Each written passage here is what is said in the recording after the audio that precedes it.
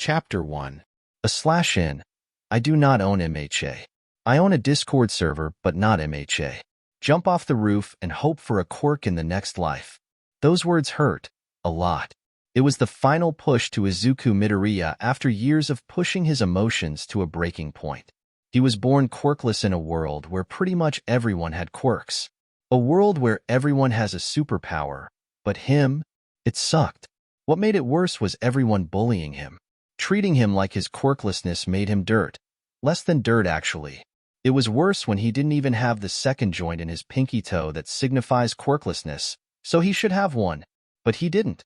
He got bullied for years because of this, and today was the day it finally just all hit him harder than usual. Especially with those words. Jump off the roof and hope for a quirk in the next life. Who says that? In this case, it was someone who used to be Izuku's best friend. Used to meaning once his old best friend, Katsuki Bakugo, got his amazing quirk. He treated Izuku like everyone else did. Scratch that, he treated Izuku worse. Like hello? He told Izuku to just jump off the roof of their middle school and kill himself. After years of bullying, though, Izuku was pushed to it. He was actually on the roof. He didn't even bother to go pick up the journal of his Katsuki, had blew up with his quirk that let him make explosions with his hands. It didn't matter, because Izuku was about to jump off a roof and let himself die. It wasn't a pleasant feeling, though. He had always wanted to be a hero, like the pro heroes that had become a norm since quirks showed up. He was quirkless, so it's not like that matters. He was a skinny wimp who was about to die, so maybe he should think about something else. No. He should just do it. Stop stalling. So Izuku did. He jumped, and immediately regretted. The feeling of falling. Seeing the ground get closer. Time deciding to slow. His sad life flashing before his eyes. He hated all of it. He didn't want to die. He then hit the ground. Everything was black, but then it was like a single light appeared in front of Izuku. A gray-blue light in the shape of a person. He could only see the person, and they gained more detail, and he saw clearly who they were. A girl. More specifically, a girl his age. Who was really cute. This cute girl had chin-length, pale gray hair, parted to the right, hanging down over her eye and obscuring the majority of the left side of her face. She had dark bags under her blue eyes and a small mouth with full lips. She had a completely blank look on her face, the only trace of any emotion being the smallest amount of sadness in her eyes. Izuku couldn't blame the look because he could actually feel that his entire body was just a mess. His neck, arms, and legs all were bent in the wrong direction, different directions from each other. It was painful, but for some reason not as painful to Izuku as it should be. Maybe this was the afterlife? So he was dead? Wow, Izuku really hit his head with this landing. Of course he was dead. He just jumped off of a building. All of this afterlife was only the span of a second. His mind was just going a mile a minute. Maybe he should ask this girl what was happening? Before he could speak, she did. Rise, my hero. Wow. Even her voice was cute. She tapped his forehead as she said that, and Izuku felt something like being yanked back with either fiber of his being. Then everything went black again. The grass in Izuku's face and an inhale of breath made him snap his eyes open. The teen with emerald hair jumped up in shock at what happened, looking around for the cute girl. He didn't see her anywhere around the front side of his middle school. Then he noticed a blaring important detail of the moment. He was standing, with perfectly good legs. After he had just broke them jumping off of a roof. Ah, was his intelligent response to the situation as he looked at his arms, which were also in perfect condition. It was very startling to him. His clothes were kind of ruined like it did happen. His uniform having ripped in multiple places, a small amount of his blood was actually on his clothes by the rips. There was also some blood on the ground where he fell. That was all the proof that proved he had indeed jumped. But he was spotless physically with no marks of any kind. What just happened? Was that his quirk? Was that girl responsible? Did she heal him? Was she like some spirit who felt bad for him and revived him? Why? She called him her hero? When did he become a hero? Did he just get picked by a goddess to be her champion? Was he thinking too hard on this? Probably. Izuku actually didn't know what to do now. What should he do now? He just tried to end his life. Now he has a second chance. He has to not waste this. He now is going to try even harder to be a hero. He got his second chance, and with it he had a supporter, that girl. If anything, he was sure that was his guardian angel, and he couldn't disappoint her. With that, he started to walk home. He would go home, crack down on his studying, do something about his weak frame, and become a hero. That was astoundingly tough. And that quirk. Once you become a hero, please come to my agency. What bravery, young man. You held your own against that villain admirably and well. I'm glad you were all right. You have will, kid. That's the stuff of pros right there. So many people were saying things, but it all fell on deaf ears. Katsuki Bakugo was just sitting there, not moving an inch. He couldn't be blamed for his lack of actions in that moment. He almost just died. A villain made of some fucking purple sludge stuff just tried to take over his body. No one could even help Katsuki in that moment. None of them other thinking of something to do, or actually not being able to help. He was helpless. Up until All Might, one of the best pro heroes ever, showed up and took down the sludge villain with a single punch. He arrived right before Katsuki died, but not quick enough to prevent Katsuki's life from flashing before his eyes. The experience made Katsuki think of a few things hard, but they were all really one thought that was so big it spiraled into multiple thoughts, making him numb to everyone and everything around him as it stood there in his head. Katsuki was a dick. That was it. Katsuki was a dick. An asshole. Honest scum. A horrible and arrogant jerk. Especially because of that memory. One that happened not even 20 minutes ago. Words he said to someone who used to be Katsuki's best friend before Katsuki became insufferable. Jump off the roof and hope for a quirk in the next life. Seriously, what the hell was wrong with him? Katsuki can't believe he felt no regret at all when he said those words to a kid he had bullied nonstop for the past 10 years.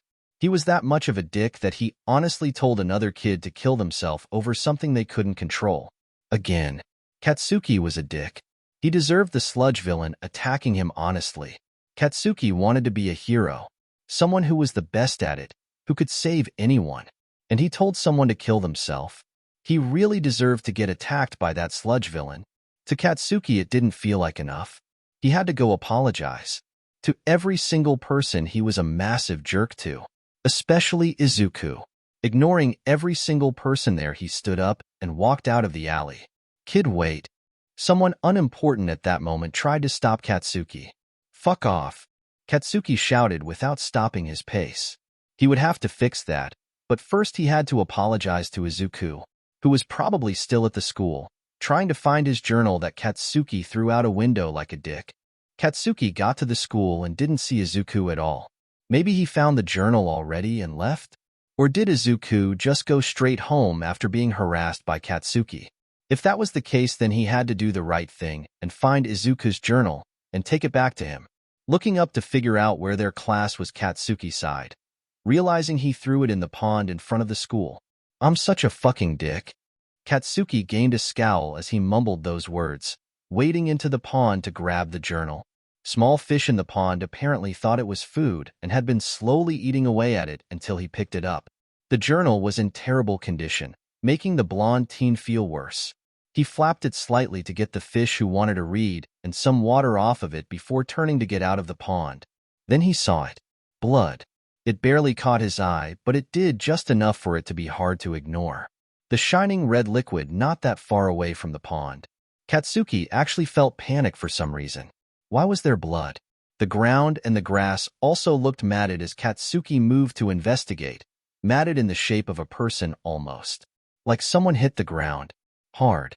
Katsuki looked up at the roof of the building, the one that he had told Izuku to jump off of.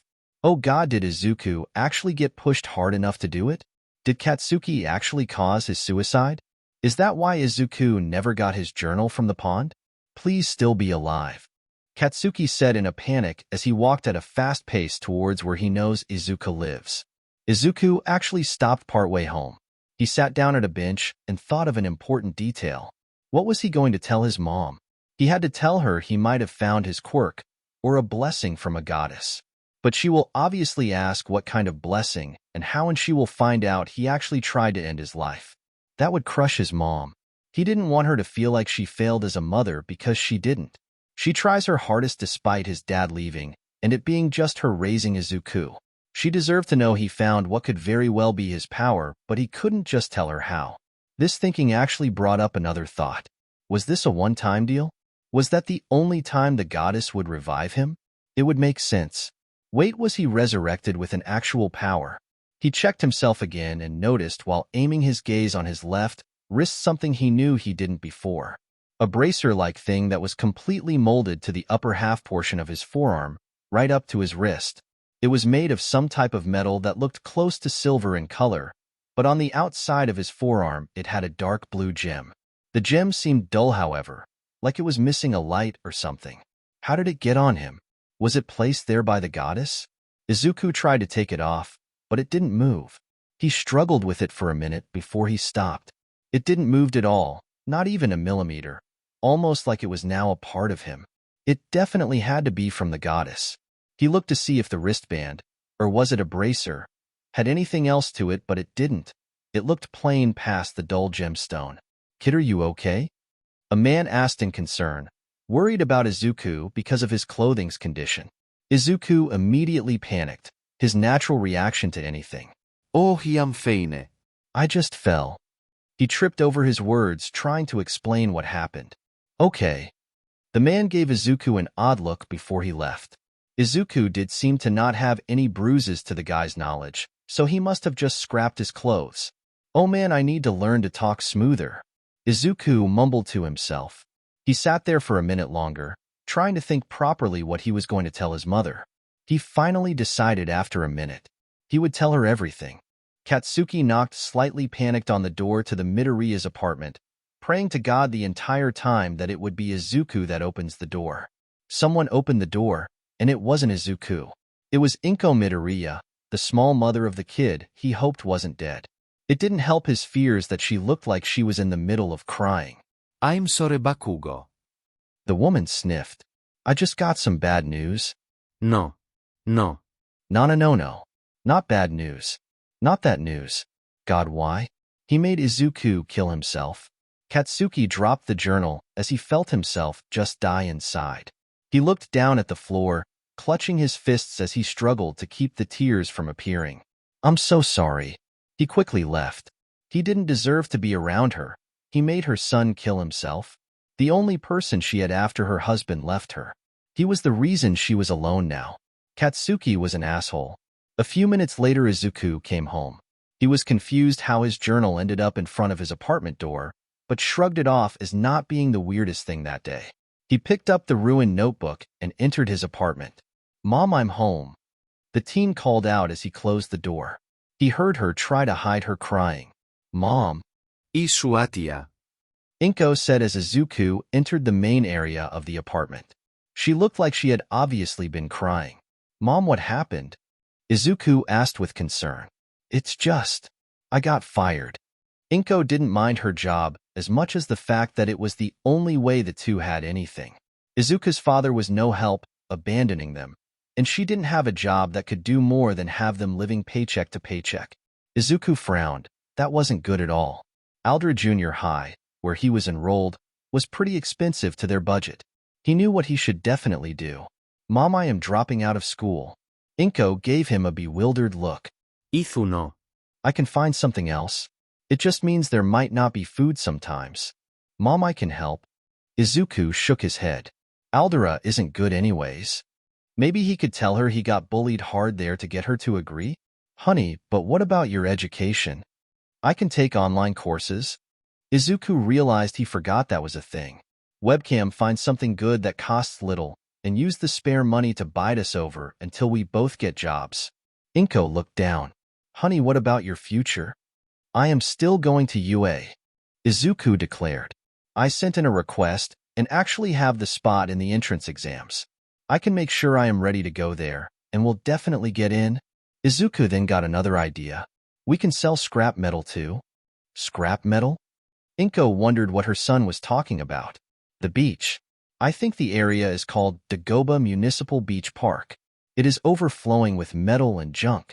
I can take some stuff from it and sell it to people." Inko sighed. She didn't know why she was here panicking so much when she should have known Izuku would try to find a way to help. He was a good kid. "I suppose I could let you move to online classes. but I don't want you to fall behind. I promise I won't, Mom. The teen nodded. He then wondered if he should tell her everything then, or wait till later. No, not later. It would be worse later. He should just tell her now and hope she takes it well. So he did. Izuku sat there and told her about the bullying, thinking it would be best to start with that and build up to his discovery earlier that day. He told her about every rude name, insult, punch, smack, kick, and every other piece of abuse he got in his bullying. It wasn't received well by Inko, who began to weep thinking she failed as a mother. Izuku assured her it wasn't anything to do with her, and how it was mostly people like Katsuki who were the real problem.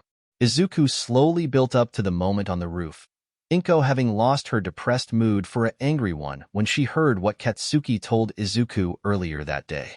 Izuku took a pause before he said anything about the roof. Hesitant to tell his mom he tried to take his own life. Aizu. Inko saw Izuku's facial expression, one of confusion as he struggled to find the words. What is it? Izuku's eyes began to well up. I listened to him. He felt so guilty telling her that. I listened and I jumped off the roof of Aldera. Inko gained a sad look. She hugged her son tightly. At least you are here safely. Izuku realized he would have to explain it better. Mom, I actually died. Inko became confused. Honey, you were standing right in front of me. Mom, I seriously died. Izuku didn't blame her for not believing him. I died. I broke my arms and legs and even my neck. I saw this beautiful goddess and she just tapped my head and I was all fixed. Izuku then pointed at his clothes. Look at my clothes. They are so ruined from the jump, but I don't have a scratch on me. Then he showed his left wrist with the unmovable band. This has been on my wrist since and I can't move it. Inko looked at her son with doubt. No one would not die from something like that, but at the same time it was hard to believe Izuku survived death. However, Izuku was known for being a terrible liar, and what he said sounds like it had truth to it. Was it possible that his quirk that never surfaced was the ability to cheat death? That would explain why they never knew, because he never had something threaten his life before. Aizu, if that is your quirk, please try not to use it too much. Inko really didn't know how she would handle it if his quirk was cheating death and he exploited it. I think it was just a goddess. Izuku admitted. She tapped my head and said, "Rise, my hero," and I was suddenly okay. I think she made me her champion or something. Izuku felt like this whole thing was and unbelievable. Luckily, his mom knew him and trusted him. I am glad this goddess chose you. Inko really found it weird, but Izuku had no reason to make this weird of a lie. Next thing tomorrow, I swear I will get some scrap metal from the beach and find out how much it is worth to help us budget. Izuku swapped subjects. I can do some classes at the beach with my laptop also. I believe in you, honey. Katsuki didn't even go home at first. He walked through the small walkways between the multiple apartment buildings that made the area he lived in that the Midoriyas lived on the other side of. He stopped in a small central fountain area and stared at the fountain. Izuku was dead. It was his fault. He didn't deserve to be a hero. Izuku did. He had no quirk and was just a guy trying to be nice. And everyone else treated him like dirt because of the quirk Izuku never got. And fate decided to instead give a quirk like explosion to Katsuki, an arrogant shit who let others inflate his ego and become an insufferable person. Someone who thought he would be the best hero, but he drove someone kind to suicide. Heroes don't do that. Vilões do. Katsuki was the villain here. Fuck. Katsuki slammed his right fist into the cement of the fountain with force through his rage and hatred at himself. He felt a crack in one of his knuckles. He didn't care. He deserved it. He was a villain. He had to be a hero now. For Izuku. So many people all were like Katsuki and took what it meant to be a hero for granted, them all being in it for the glory or the fame, or to inflate their own ego. Not Izuku. He was the closest person Katsuki knew to a hero. The blonde made a vow right then and there, leaning over the edge of the fountain with his now bleeding hand. He would be a hero, a true hero, one like Izuku, to honor the guy who deserved more than anyone to be able to be one.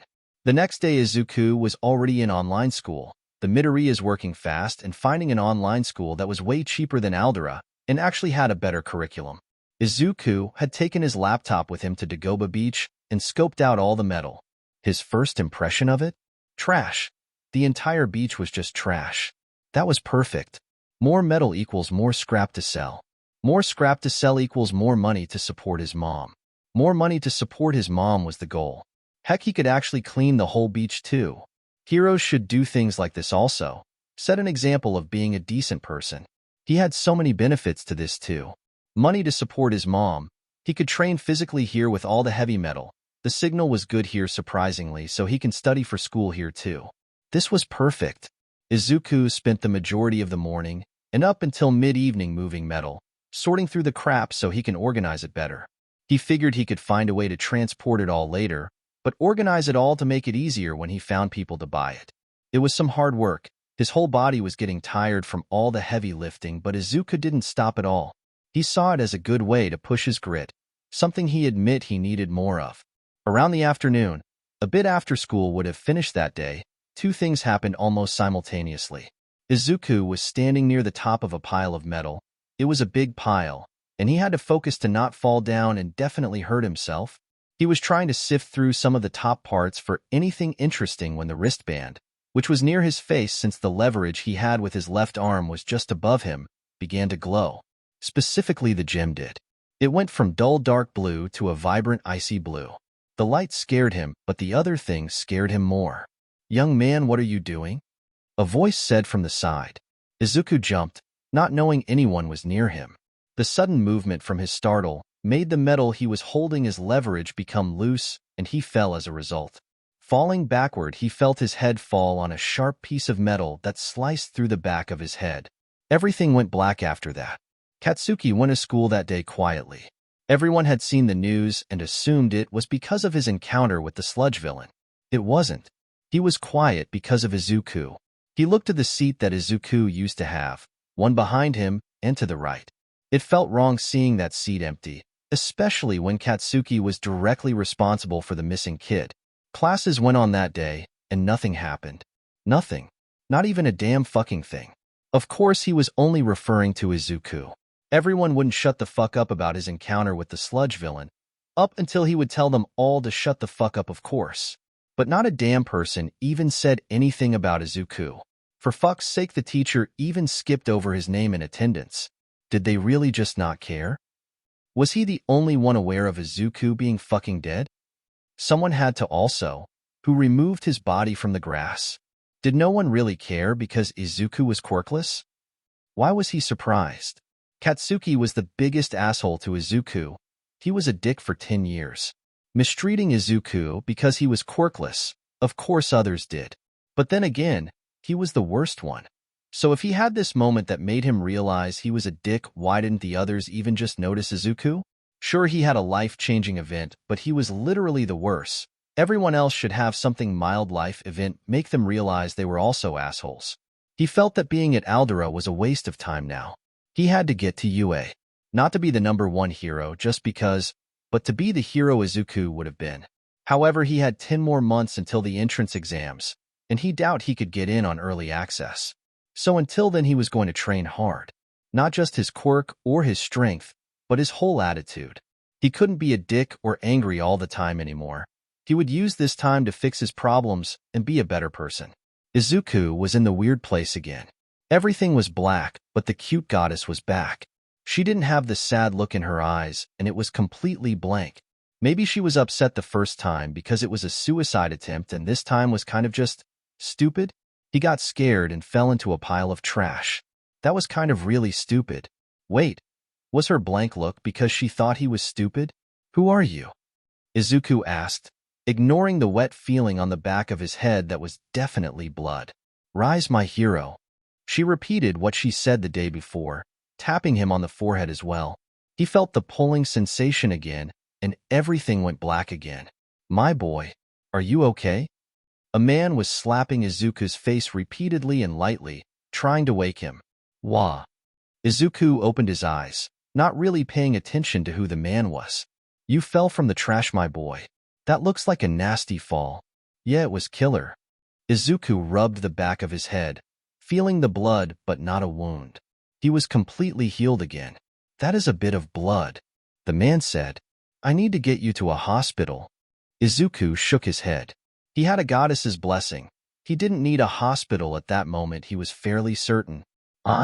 I have a, was this technically his quirk? It could be a quirk that connected him to the goddess. Your quirk, young lad? The man asked. Izuku finally looked at the man who was speaking and fell over, right out of the man's hold. The man had been carrying Izuku towards a hospital, but they were just at the edge of the beach. All Might? It was indeed All Might, but in civilian clothes consisting of dark green paints and a white shirt. The massive man had his signature grin on his face as he was looking at the teen. Yes, it is I. Oh my gosh, oh my gosh. Izuku admittedly hit fanboy mode. Young lad, calm down. All Might responded to the teen. You just fell and banged your head pretty hard. I'm AC-tooly fine, All Might, sir. Izuku saluted, and he felt like a dork doing it. Young lad, I can see your blood. All Might then pointed to his large arm and the left side of his chest, which were covered with some blood. You are bleeding from a head injury. I'm actually fine. Izuku squeaked. He out his hand against his head again to confirm that the wound was gone and showed his hand to All Might, his hand covered with blood. See? Okay. All Might had a flat expression. Young lad, that is more blood. The wound is gone. I have a goddess's blessing. The teen still defended himself in being fine. He didn't want to make All Might waste time on him. What? The pro hero was beginning to think this kid hit his head really hard. Izuku realized how weird it probably sounded to say he had a goddess's blessing like that. People will begin to think he is just crazy. I have a quirk? This quirk healed you then? All Might asked. Yep. I have no wound. Izuku stated. Forgive me for wanting to make sure. All Might then checked for himself, seeing that there was in fact no wound at all. That is an impressive quirk you have there. Thanks, All Might. Izuku had stars for eyes. I still would like to know why you are on this beach. You look like you have been here all day, and not at school. Oh, I take online classes. I, want to get to UA, so I figured I should train hard. That beach is a good place to train since it has trash that is tough to move around, and I can also clean the beach while I train. Izuku left out him going there for the scrap metal to take and sell to keep him and his mom from starving and homelessness. All Might gained a grin. That is fine reasoning, young lad. He put a hand on Izuku's shoulder. You seem to be fine, so I will let you get back to it. However, please be careful next time. Falling like that could have killed you. All Might was thinking he should keep an eye on this boy. He seemed like he was definitely something. Izuku was busy thinking it did kinda kill him. That, and All Might was actually talking to him. Izuku looked up to say something, and All Might was already gone. He was that fast. I just met All Might. Izuku shouted excitedly to no one but himself and the beach. Izuku came home that day completely tired. Once he entered his room, he carefully placed his laptop on his desk before promptly dropping like a bag of rocks onto his bed face first. He felt really tired. He should find a way to not be so dead tired. Maybe make a better schedule? He had all the free time now because of online school, so he can make specific things happen at specific times in the day. However, he should focus on something even more important. He died, again. He saw that goddess again. It happened after that wristband thing had the gym go from dull to bright. Was that his tell? Like, did he actually have a quirk here that let him see a goddess and her revitalize him? The gym must be the signal of a cool down period or something. When it was dull, it must have been off, still unavailable, but when it became bright, it was ready to be used.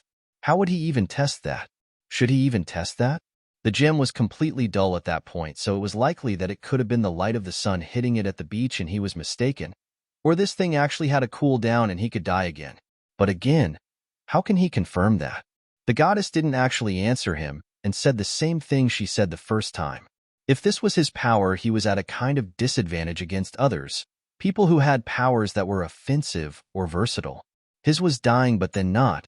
That wouldn't help him be a hero. He would actually need tools if he wanted to be a hero, an edge that can help him rise above and help everyone he could. What kind of gear would he use, though? He had like no idea at first. Maybe he could take inspiration from someone or something. Even a video game could be helpful if the tools could be made and were applicable to his future. What was the first thing he would really need as a pro hero, past the outfit? Maybe something to help with traversal? Like a grappling hook? Could he actually make one, though? Maybe he can use the internet to help him learn how something like that was made. Either way, the next 10 months were going to be busy. The next day, Izuku was back at the beach. He went right at breakfast, which was just 2 pieces of toast until they managed to secure more money.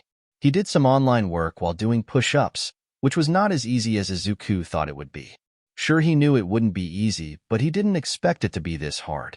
He used the internet during his spare time to research good workout methods, planning on dedicating a good portion of every single day on that.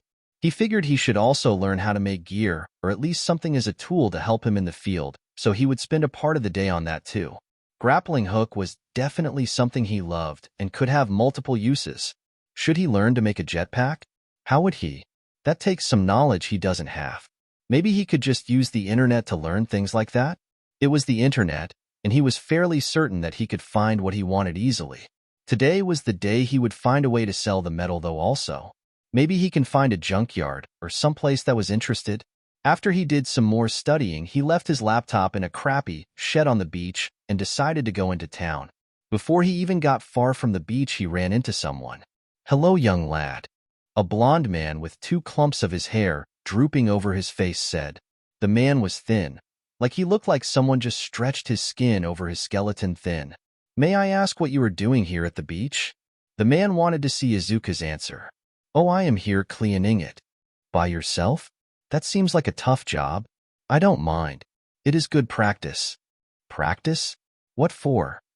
"I want to become a hero." "Cleaning trash is a good way to be a hero?" The man had a confused look. "To me, heroes should do community service and set an example of what a good person is." Izuku really wanted to fix his stuttering at that moment. Maybe he can just talk to people to practice it. That is a valid point. "What will you do with this trash?" The man seemed to just have more questions for Izuku. Izuku actually didn't want to say he was going to sell the metal because that felt wrong. He was taking advantage of a bad situation. Granted, it wasn't a bad thing to do, and it was to keep him and his mom from being homeless and starving. Why not sell it to the businesses around Mizutofu? I am sure they would make good use of it. The man offered. "That kinda was my plan," Izuku replied sheepishly. "I just don't know where to go for that." The man gained a smile. "How about you just get them to that section of beach there, and I take them for you?" "You will? Why?" Izuku was kinda worried the guy was going to say something about wanting most of the money, which was something he needed. "I also think that heroes should be examples of good citizens. You can keep whatever they sell for. I can be content just with the knowledge that a lad like you is pursuing being a hero." But, Izuku didn't expect that. "You really want nothing?" "Nope. You can have it all, lad. This can be my example of heroics to you." "Huh." Izuku got confused, his head tightening slightly. The guy was a hero? Him? The guy that had a physique that looked holding a paper was a workout? Really? He then looked at the man, trying to think of who he was, if he was familiar at all. The guy was actually familiar a little bit. Now that Izuku was trying to think of heroes, this guy looked like All Might if you took all of his muscle and left him with just his skin and bones. But that was not possible. No way could this guy be All Might, because All Might's muscles were not for show. They were the real thing, and you can't fake that. Unless All Might's quirk somehow could do that, which was possible when All Might has never actually revealed his quirk to anyone ever, keeping it a mystery. The man realized his words made the kid try to realize who he was, and it was something the kid wouldn't stop thinking about most likely. There was no way the kid would know it was him, though. The chances of that were too small. All Might. Izuku decided to just throw the name out there as a random guess. It's not like that could be taken as just him saying this guy was All Might. It could also be taken as he had something to do with All Might. The man actually coughed up blood in surprise. "What? I said All Might?" Izuku stuttered in worry. "My boy, how did you know?" "Huh?" Izuku gained a look of confusion. Know what? "You didn't know?" The man asked in shock. Know what? "You didn't even know?" The man smacked his hand against his face. Then Izuku connected the dots. "You're All Might?" Yes. The man sighed. He couldn't believe he just let that slip. For one, he should have denied it and not go with his shock. "I am All Might." "How?" First off, please stay quiet. We don't need all that attention. The man sighed. Let's go down to the beach before I explain. All Might examined his quirk and how he got an injury that made it harder to use his quirk for extended periods of time. The most All Might could use his quirk, which was named One for All, was about 3 hours a day. It was something jarring to Izuku, but he believed it completely. That is why I look like this. All Might finished explaining. Because of that injury. But why were you here? Izuku asked. Why spend any time at the beach when your time is limited? Because of you, Midoriya. All Might answered. I didn't explain it yet, but One for All is not just a power stockpiling quirk. It is also a quirk that can be passed on to a new person by the choice of the current holder. My time with One for All has been getting smaller, so I was looking for a successor. Truth be told, I was going to wait a couple of weeks to actually reveal this to you, but apparently we both rushed it. All Might chuckled. He honestly meant to use his skeletal-like appearance to learn more about the boy and then make a decision. However, the kid kind of figured out his identity really quick. Buwa, how why? Izuku had so many different ways of asking the question that covered his confusion, but had no idea how to word it. All Might chose him? Him? As a successor? How hard did he hit his head the day before? Hard enough to die, apparently. What do you say, Midoriya? A flash of smoke appeared around All Might for a second, and he was back to his muscular form. Will you be my successor? Izuku had many moments in his life that he would look back on and be proud of as he made his oath to one of the greatest heroes. This moment, however, was one he would always be embarrassed by. Upon hearing All Might ask him that question, Izuku fainted from shock. Midoriya? All Might got confused. Izuku woke up moments later with All Might repeatedly and lightly smacking his face. Midoriya, my boy. Wake up. All Might found the reaction great. What happened? Izuku asked in confusion. You passed out, lad. All Might turned back to his skeletal form. I admit it is a shocking question to drop on you, so I am not surprised. Izuku sat there. He let the question sink in. All Might really asked him, of all people, to be his successor. He hasn't even done anything to earn this. The most notable thing he has ever done was try to kill himself 2 days ago. Why? Midoriya, you, from what I have seen over the last 2 days, so far seem to be a smart kind who is genuine. Someone like you would be good to pass One for All to. Can I wait? Izuku asked. I haven't done anything to actually earn this. Midoriya, I am fine with that. For one, if I gave it to you, right now, you would probably have your limbs blow off from the power overwhelming them. What? Izuku was glad he turned down now. Yes, it is quite powerful. I was actually going to guide your physical training if you were the successor and make sure you were ready for it. I wanted to physically train anyways. Perfect. I can help you with it. I can make a schedule that works that will make you be a strong young man. If you find someone better than me, will you give it to them? Izuku asked. Midoriya, my boy, I asked you, and you have me an answer of confusion. You didn't technically say no or yes. You just want to do something that earns it properly. I can respect that. I will honestly not look for another successor, but if you yourself believe someone else should have it, I will listen. All Might stood up. Now let's get to your first day of training. Within a week, they found a perfect setup. Izuku began his mornings with a good jog and small workout. Then he would do his schoolwork online at the beach, sometimes at home, spend an hour or two yetting to figure out gear, and then spend a majority of his afternoon working out hard. An accident happened on their 4th day where a pile of trash collapsed and Izuku had officially died for the 3rd time. The goddess didn't respond again, but Izuku did in fact learn that he had a cool-down period, and the gem glowing meant he could die and get revived. It was awkward explaining to All Might that his power was actually just dying but then not. At first, All Might had a heart attack until Izuku got back up without a scratch and full of energy like he hadn't been working out the whole time. Izuku said he only learned about it recently, not saying it was a suicide attempt that led to his discovery, however. They never registered it as a quirk because Izuku didn't believe it was one. He told All Might he kept seeing a goddess every time it happened and that it had to be a blessing and not a quirk. All Might actually told him he believed that it was quite possibly and didn't say anything against the possibility. After the first month of training, Izuku learned something very valuable. When he dies and comes back, he is at perfect health. That meant he was no longer hungry, tired, or anything. He would be ready to go the second he gets back up. He learned this after he first attempted to use the grappling hook. It took him the entire first month to make. It was a prototype, and he wanted to test how well it does at shooting the hook. He tested it by shooting a sheet of metal, hoping to catch the hook on the edge of it. However, his aim was off, and he hit the metal straight on, and it ricocheted right at his face like a bullet, killing him instantly.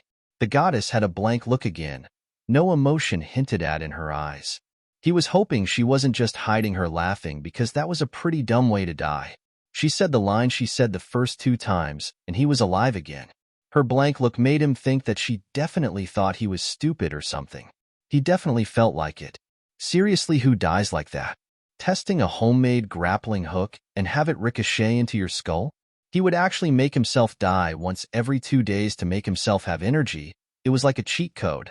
He didn't have to worry about sleep half the time anymore, so he gained even more time to work out and work on his tools. All Might would be there every day in his skeletal appearance, checking on Izuku and making sure he did the proper way of his workouts. All Might admitted it was weird to train a kid who kept finding ways to die, sometimes to have full energy and get back into working out. 4 months into his training before his grappling hook was complete, and he was developing a new tool. Gloves and boots that had ways to stick to surfaces.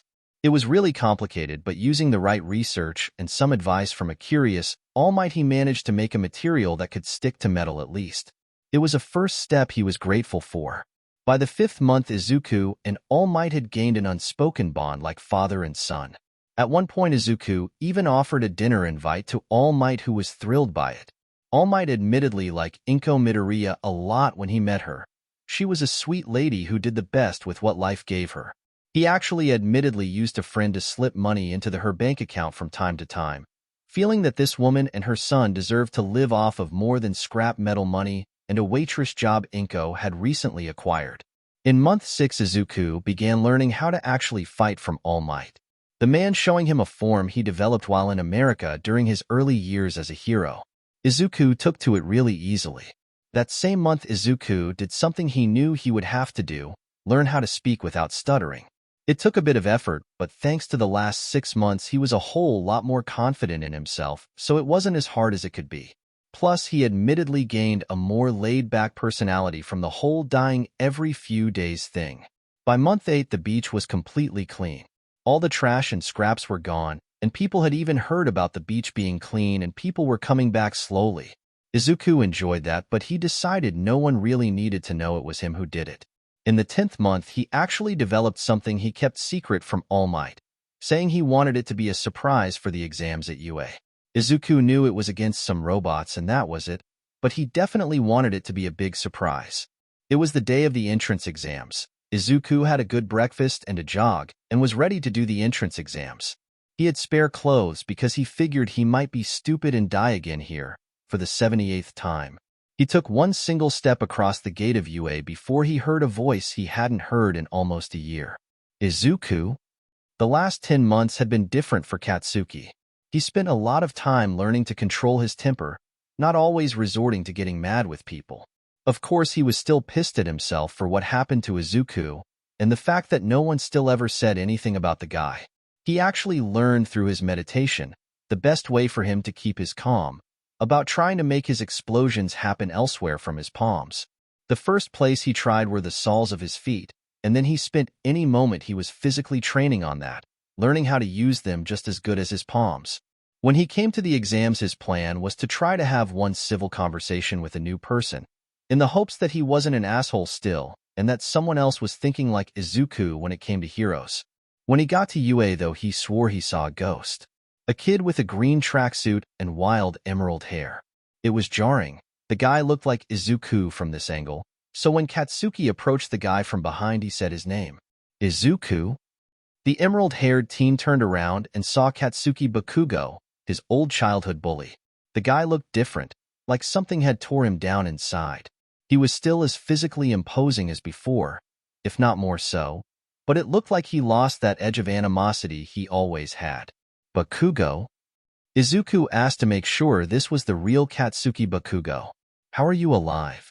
Katsuki was looking at Izuku like it was impossible for him to be there. Huh? Izuku asked. Did Katsuki think he was dead? Wait, did he think Izuku jumped off the roof of Aldera that day and the Emerald Teen called himself an idiot for that thought? He did jump off the roof of Aldera that day and die. He just came back because of the goddess's blessing. I didn't die. At least not for longer than a minute. So you didn't listen to me? Katsuki didn't really want to verbalize that horrible thing he believed he pushed Izuku to. Seeing Izuku here was actually lifting a weight off of his shoulders. Izuku realized that the explosion user probably was holding on to a massive amount of guilt this whole time. He wasn't, however, going to lie about this. I did listen. I did jump. It hurt a lot. Izuku wasn't going to mention anything about his getting a goddess's blessing at all. Katsuki looked down, clutching his fists tightly. He was mad, not at Izuku. How could he be mad at Izuku? He was mad at himself. Izuku really did almost die because of Katsuki. He felt that he would never make it as right as it should be, but he decided to use this moment to say that words that have been eating him up inside for so long. I'm so sorry. Katsuki's voice was shaking. For everything. For every damn thing I should have never have done. His hands were shaking slightly as he tried not to cry. Not because he cared what anyone going past them thought. Fuck them. But he needed to say everything he could. For every insult, name, punch, kick, explosion. For every damn thing that makes me a horrible person. Izuku had wide eyes. Never in a million years would he actually think this would happen. Katsuki Bakugo showing emotions past anger and arrogance was something of a myth to him. He looked at the teen and realized how much it must have been killing him for the past year. As much as Izuku felt held up by it, which wasn't much, he said his next words. It's okay. I forgive you. The blonde looked up from the ground to look Izuku in the eyes, not believing what he just heard.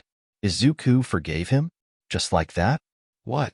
What happened sucked, but I used the experience to grow, and it got me here. Honestly, I think it looks like you already punished yourself more than enough. The Emerald Teen explained. That sounded like Izuku. Katsuki felt a massive weight just leave him. He didn't know why he thought Izuku would hate him for this. Izuku was too nice. It's what made him more of a hero than Katsuki. But you can't just forgive me that easily. Katsuki snapped. What I did was horrible. Yeah, but again I gotta grow from the experience. I honestly should still be mad or upset or something right now, but I'm not. Everything good that has happened to me since then is because of that moment. I am not thanking you for that, but I just don't have any hatred of you for it. It just happened. Izuku really didn't hate Katsuki for everything. He didn't like what Katsuki did, but at the least he got to meet the goddess because of it. Katsuki suddenly grabbed Izuku in a hug. The Emerald Teen startled by the action. I'm glad you are okay. Katsuki sighed. I wish you were. Izuku replied as he broke the hug off. He found this new Katsuki weird, wishing he would just show a bit of the old one so he knew this was in fact actually Katsuki and not a fabrication. I am okay. Katsuki wiped his eyes. I guess the new you is just weird. Hey. Katsuki got offended. You aren't the same either, Izuku. I haven't heard you stutter once. He pointed an accusing finger at Izuku. Oh yeah. Izuku laughed. I kinda got rid of that. Kinda cramps my style now. Llenos cheat. Katsuki replied. You seem way more laid back. Izuku felt like at this point to retract his earlier decision of hiding his power. Katsuki, this changed Katsuki, kinda deserved to know. It kinda comes from my power. Your power? Katsuki asked. Wait, you have a quirk? Yes? No? Izuku said both with confusion. That's not an answer. It's two. Izuku replied. You become a smartass too? Yeah. Izuku exhaled with a smirk. I don't know for sure, but I believe it is a goddess blessing me. Katsuki had a flat expression at that. Okay. You believe that? Sure. The blonde shrugged. It sounds weird to make that up. So what does it do? I can die and then not? Izuku answered. Come again? I can have something that should kill me happen and then walk away in perfect condition. Katsuki then realized something. Wait, so you really did? That was the first time. The Emerald Teen nodded. First? Oh yeah, I have died 77 times so far. What? Katsuki shouted. How? Some of it was stupidity, to be honest. Katsuki moved past that. So you are immortal? I have a limit. Once, and then I have to wait 24 hours. He held up his wrist that had the metal band, with the gem that was currently glowing to indicate he had it ready to use. This is a lot to take in. The blonde said. I got used to it. Do you really forgive me? Katsuki asked again. Yeah. A little part of me says this is weird, but you seem changed. Look who's talking. It's also weird we both talk like old buddies, despite how our last conversation went. The Emerald teen remarked. Life-changing events are weird. Katsuki had to admit it was odd, but he liked it. So, are we friends again? Katsuki felt like he was pushing his luck asking that. Yeah. Izuku nodded as he turned to face Yue. Friends who are gonna get into Yue together. Later the two had found their seats in the auditorium of Yue, waiting for everything to begin.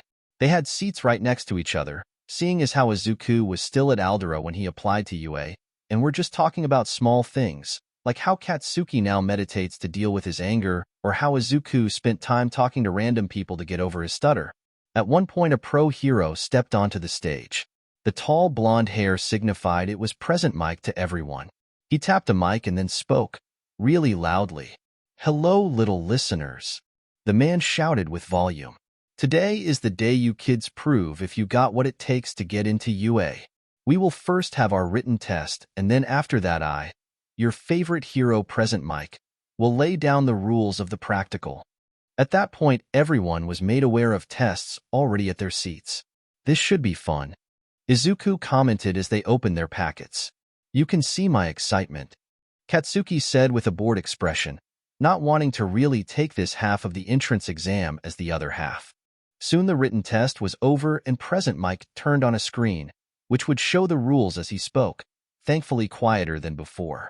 Pay attention, listeners. We'll be seeing if you got skills to pay the bills in a 10-minute practice run at our replica city districts. First, however, I am here to explain the goal and rules of the test. A message on the board appeared that said everyone's test site location was on their packets. You can take whatever equipment you want. Just gather at your designated meeting area after my presentation on the rules, you dig? Present mic paused to let everyone remember as much as they can. How many times do you think he is gonna ask if we dig? Izuku asked Katsuki. Until one of us grabs a shovel. Katsuki replied. I left it at home. The Emerald teen joked. Katsuki thought that this joking Izuku was definitely more interesting than how he was before. Alright listeners, if you look at the screen above me, or your very own handout, you will see that there are faux villains in each replica city. Loads of the baddies spread all over the battlefields. Each one will be rated as a 1, 2, or 3-pointer. Your job is to use your quirk to take out as many of them as you can and rack up a high score. Also, you can't attack other competitors directly. That's nasty anti-hero stuff, and it's against the rules. Present mic explained. People with area of effect quirks have to be careful then. Izuku remarked quietly to Katsuki. They were speaking at a quiet level during the whole event. Makes them practice control. It would be good for people to be aware of the risks of using their quirks like that. The blonde nodded. Excuse me. Everyone in the auditorium turned to look at the person who spoke. It was a glasses-wearing kid with a stern look that appeared to be permanently stapled on his face. On the handout and the board above you, there are clearly 4 types of villains listed, not 3. If this is an error, then it's a huge embarrassment for a top-tier National Academy of UA's caliber. What is the meaning of this? He then turned to look up at Izuku and Katsuki. And you too. Stop talking during a presentation. Do you think this is a joke? We are discussing the presentation and what he is saying. Izuku responded. We are taking this serious enough to not detail the entire presentation for a question he would probably answer. The man hasn't even gotten to the 4th robot yet. Katsuki added. The teen looked at Izuku and Katsuki, holding his stern look. He didn't really expect them to do anything but apologize and be quiet. I was actually about to get to villain number 4. Present mic started. The 4th type of villain is called the 0-pointer. It's a big gimmick that goes wild near the end. They are too strong to be defeated and are there just to stir things up, so fighting them is hopeless and useless. If I were you, I'd do my best to avoid those sucker. The kid nodded and sat back down, satisfied with the explanation. He still planned on later saying something to the blonde and emerald-haired teens. Well, that's pretty much all I have. Mike went on. I'll leave you with a quote that my academy prides itself on. Go beyond. Plus ultra. Now get out there and have a fun time this test. Go break a leg. Plus ultra. Break a leg? Katsuki asked. I did that last week. Izuku joked. Really? Yeah. I kind of fell. Doing what? Falling. That tells me nothing. It tells you I fell. I was attempting to speak to the goddess. Izuku admitted quietly as they walked to the buses. You die sometimes to talk to her? I try. Izuku admitted. She never responds. She just keeps saying rise my hero, and then taps my head and I am back up. Plus tell me you aren't gonna use that power here. Katsuki asked. Izuku tapped a pocket on his track jacket. I have it saved up waiting for this if I use it. What is that? A surprise tool that might help me later. I'm not even in your test site. What is it? It's a dash. Excuse me. The blue-haired teen cut Izuku off to speak to them as he approached. What? Katsuki's anger flashed through as he said that. He was ticked off someone interrupted them. I want a further word about your disturbance during the presentation. The other teen said. Weren't you the one who stopped the entire presentation? Izuku asked. Yeah. We were literally whispering to each other. You shouted. Katsuki pointed an accusing finger at the teen. So we should talk to you about your disturbance. The emerald teen stated. Today we let you off with a warning. The teen narrowed his eyes at Izuku slightly. You come off as disrespectful. That's disrespectful to say that when he calls you out for your own problems. Katsuki said. Write him a citation. Izuku patted Katsuki's shoulder. I have to get to my bus. He left. The blonde looked at the blue-haired teen. I'd kick your ass, but I have to get to my own bus. He then left as well. The other teen just stood there for a second, before shaking it off to get to his own bus. Izuku stayed quiet the whole ride to his test site, tweaking his grappling hook and making sure his magnetic gloves still worked well. He studied the images of the robots at the presentation, and he had to assume there had to be a simple off switch on the machines for the kids who weren't completely destructive or had quirks that could incapacitate them. If he had to guess, their backs made the most sense, so his plan was to use his grappling hook or his speed to get in close and just press the button. It would be pretty stupid to just try to break them all. Sure, Izuku had muscles now, but not robot-destroying muscles. The bus stopped and all of the kids were getting off. Kids just stay behind the red line until they give the say-so. The bus driver said. Izuku managed to stand near the front, just a step or two from the red line. He was excited. This was finally his chance to prove that he was hero material, to show every doubt he had in himself that it was all for nothing to doubt him. Even if those robots didn't have off buttons, he could find a way. He would find a way. He did not spend the last 10 months working his ass off for nothing. All right, kids. Present Mick's voice spoke over intercoms in the various test sites. Go crazy. Most of the kids got confused, expecting a countdown or something. Not Izuku. The second he heard Present Mike begin to speak, he admittedly ran, too hyped up to really listen to what was said. It was just luck that Present Mike was actually starting the test, or Izuku would have been disqualified. Izuku ran into his first threat, a two-pointer who immediately went after the boy. Let's hope this works. Izuku said as he shot his grappling hook at a street light, which worked and began to retract and pull Izuku over the head of the two-pointer. Izuku pressed a button that made the hook release itself as he grabbed the head of the two-pointer and slid down its back. Score! Izuku shouted as he found a red button, literally labeled Shut Off button. He pressed it, and the robot shut off. So they do have off buttons. Izuku's luck really was good. He didn't waste time and used the street light again with his grappling hook to swing away towards another robot, a three-pointer this time. All Might had taken a job at UA. One, he took it first to find a successor, but seeing as how Izuku was still on the fence, it became a job to guide the future generation. Also watch over the boy who became like a son to him. The test isn't just about destroying the villain bots. An animal of unknown origin, either a mouse or a bear or a cross between the two really, said as he stirred a cup of tea. He was Nizu, one of the first quirked animals and smarter than 99% of humans thanks to his intelligence quirk. He was the principal of UA. It is also about damage control. A screen showed a girl with enlarged hands catch a truck that was thrown by a three-pointer. Keeping calm and being aware of your surroundings.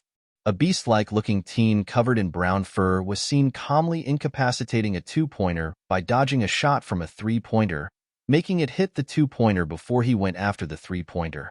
Combat versatility is very important too. A boy with a bird-like head was seen helping someone off the ground as what was seemingly his shadow slashed through a three-pointer. Helping's others no matter what. A certain explosive blonde was shown destroying a three-pointer that was about to crush a girl with permanent blush before he helped her up. Izuku swing from the tail of a two-pointer, he just turned off to jump onto a three-pointer, using his magnetic gloves to quickly scale the side and punch the off button. That makes 5 three-pointers. Izuku stood straight up on the three-pointer and looked around. Most of the villain bots in the immediate area were already dealt with, so Izuku couldn't do much.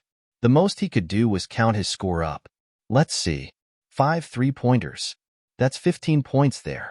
I think it was 7. No, it was 8 two-pointers. That's 16 points right there. So far, 31 points. Plus the 5 one-pointers, I have 36 villain points. Is that enough? Izuku asked out loud.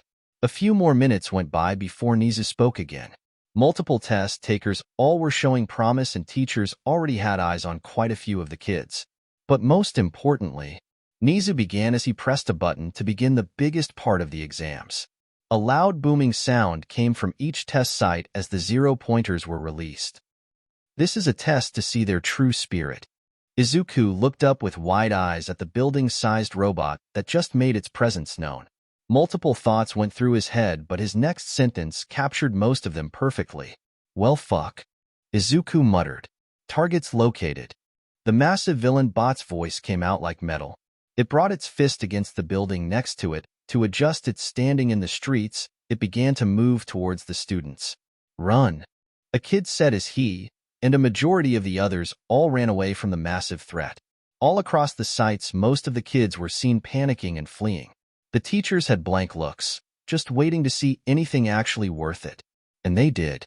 In some sites, there were a few kids who all chose not to run from them, but instead get others away from the zero-pointers and make sure everyone was safe.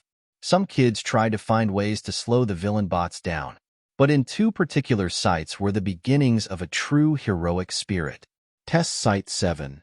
Katsuki made explosions crackle to his hands, making the sweat more intense as he ran at the zero-pointer, blasting himself into the air to get its attention on him. Hey fuckface. The blonde would never fix his mouth when it came to villains, or robots that were test villains. I have someone to honor, so come at me. The zero-pointer heard his words and brought up a hand to fight the explosive teen. Test Site 8. Izuku used his grappling hook to swing from streetlights or use down villain bots to get himself closer as he ran at the very big zero-pointer. He had a very useful plan that would definitely get rid of this fuck, but he just had to get up to its head. Luckily, that's where his magnetic gloves came in handy.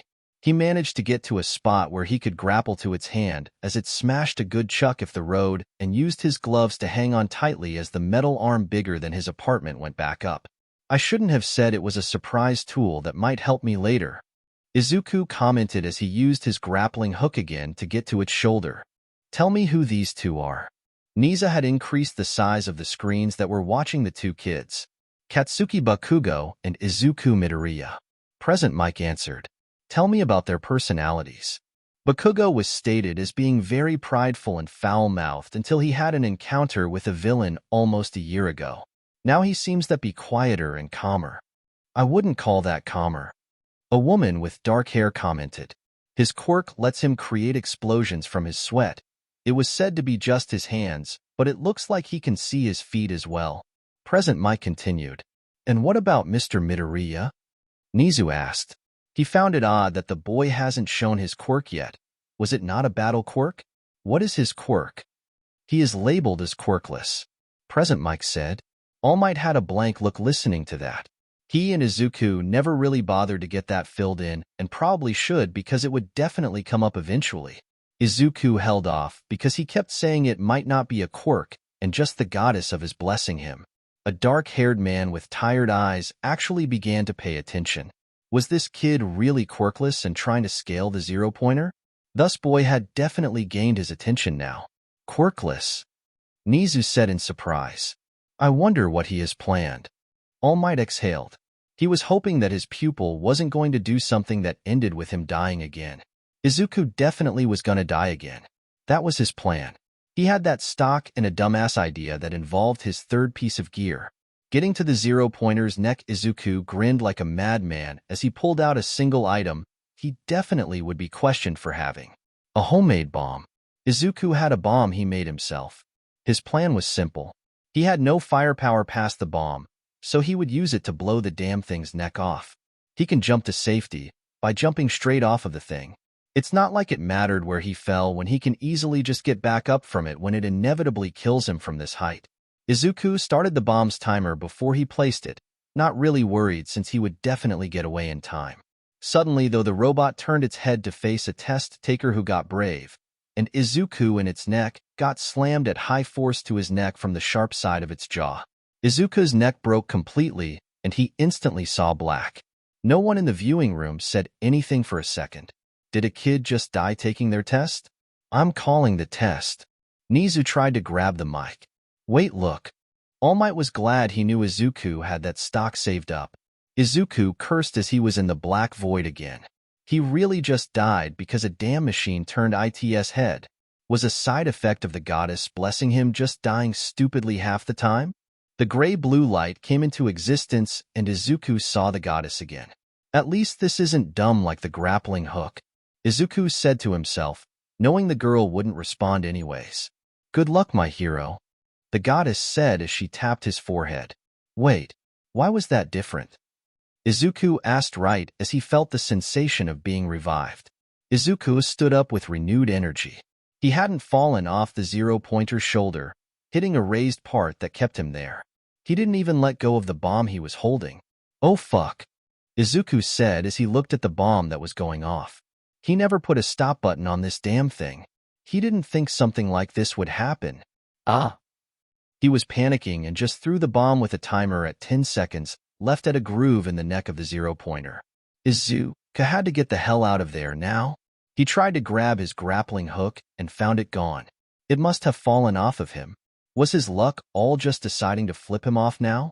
Izuku began to curse repeatedly as he began to run down the shoulder of the zero-pointer before his excessive bomb went off. He managed to slide down the shoulder right as the bomb went off. The explosion completely destroyed most of the head of the zero-pointer and its upper body. Izuku got launched far and used his magnetic gloves to attach to a thin sheet metal piece of the upper arm of the zero-pointer as he soared through the sky. He was probably going to break a good portion of his body at this speed. At least the zero-pointer got stopped, though. No one was even close, thankfully, when the bomb went off. Even the kid who inadvertently caused Izuku's death, who was using long-range attacks. Izuku admittedly was screaming as he flew. It closed his eyes as he got close to the ground, thinking him and this crappy metal ride of his were definitely going a couple of meters below the street. He closed his eyes and waited for the impact. Nothing. He felt nothing. Damn, he really died that fast? Painless was better than what happened when he shot himself with his grappling hook on accident. Did he become a complete splat against the ground? That would have made you leave this world if I hadn't prevented it. Did a girl just speak? Wait, was that the goddess? He wouldn't mistake her voice for anyone's. Izuku opened his eyes and saw that he was upside down, floating just about 2 meters above the ground. He looked forward and saw a girl. Not just any girl. It was the goddess. She had everything, matching perfectly in appearance except for the clothes. The goddess had a pale purple kimono that was knee-length. This girl had a gray training outfit, but everything else matched perfectly. Chin-length, pale gray hair, parted to the right and hanging down over her eye and obscuring the majority of the left side of her face? Check. Dark bags under her pretty blue eyes? Check. A completely blank look on her face? Check. It was her for sure.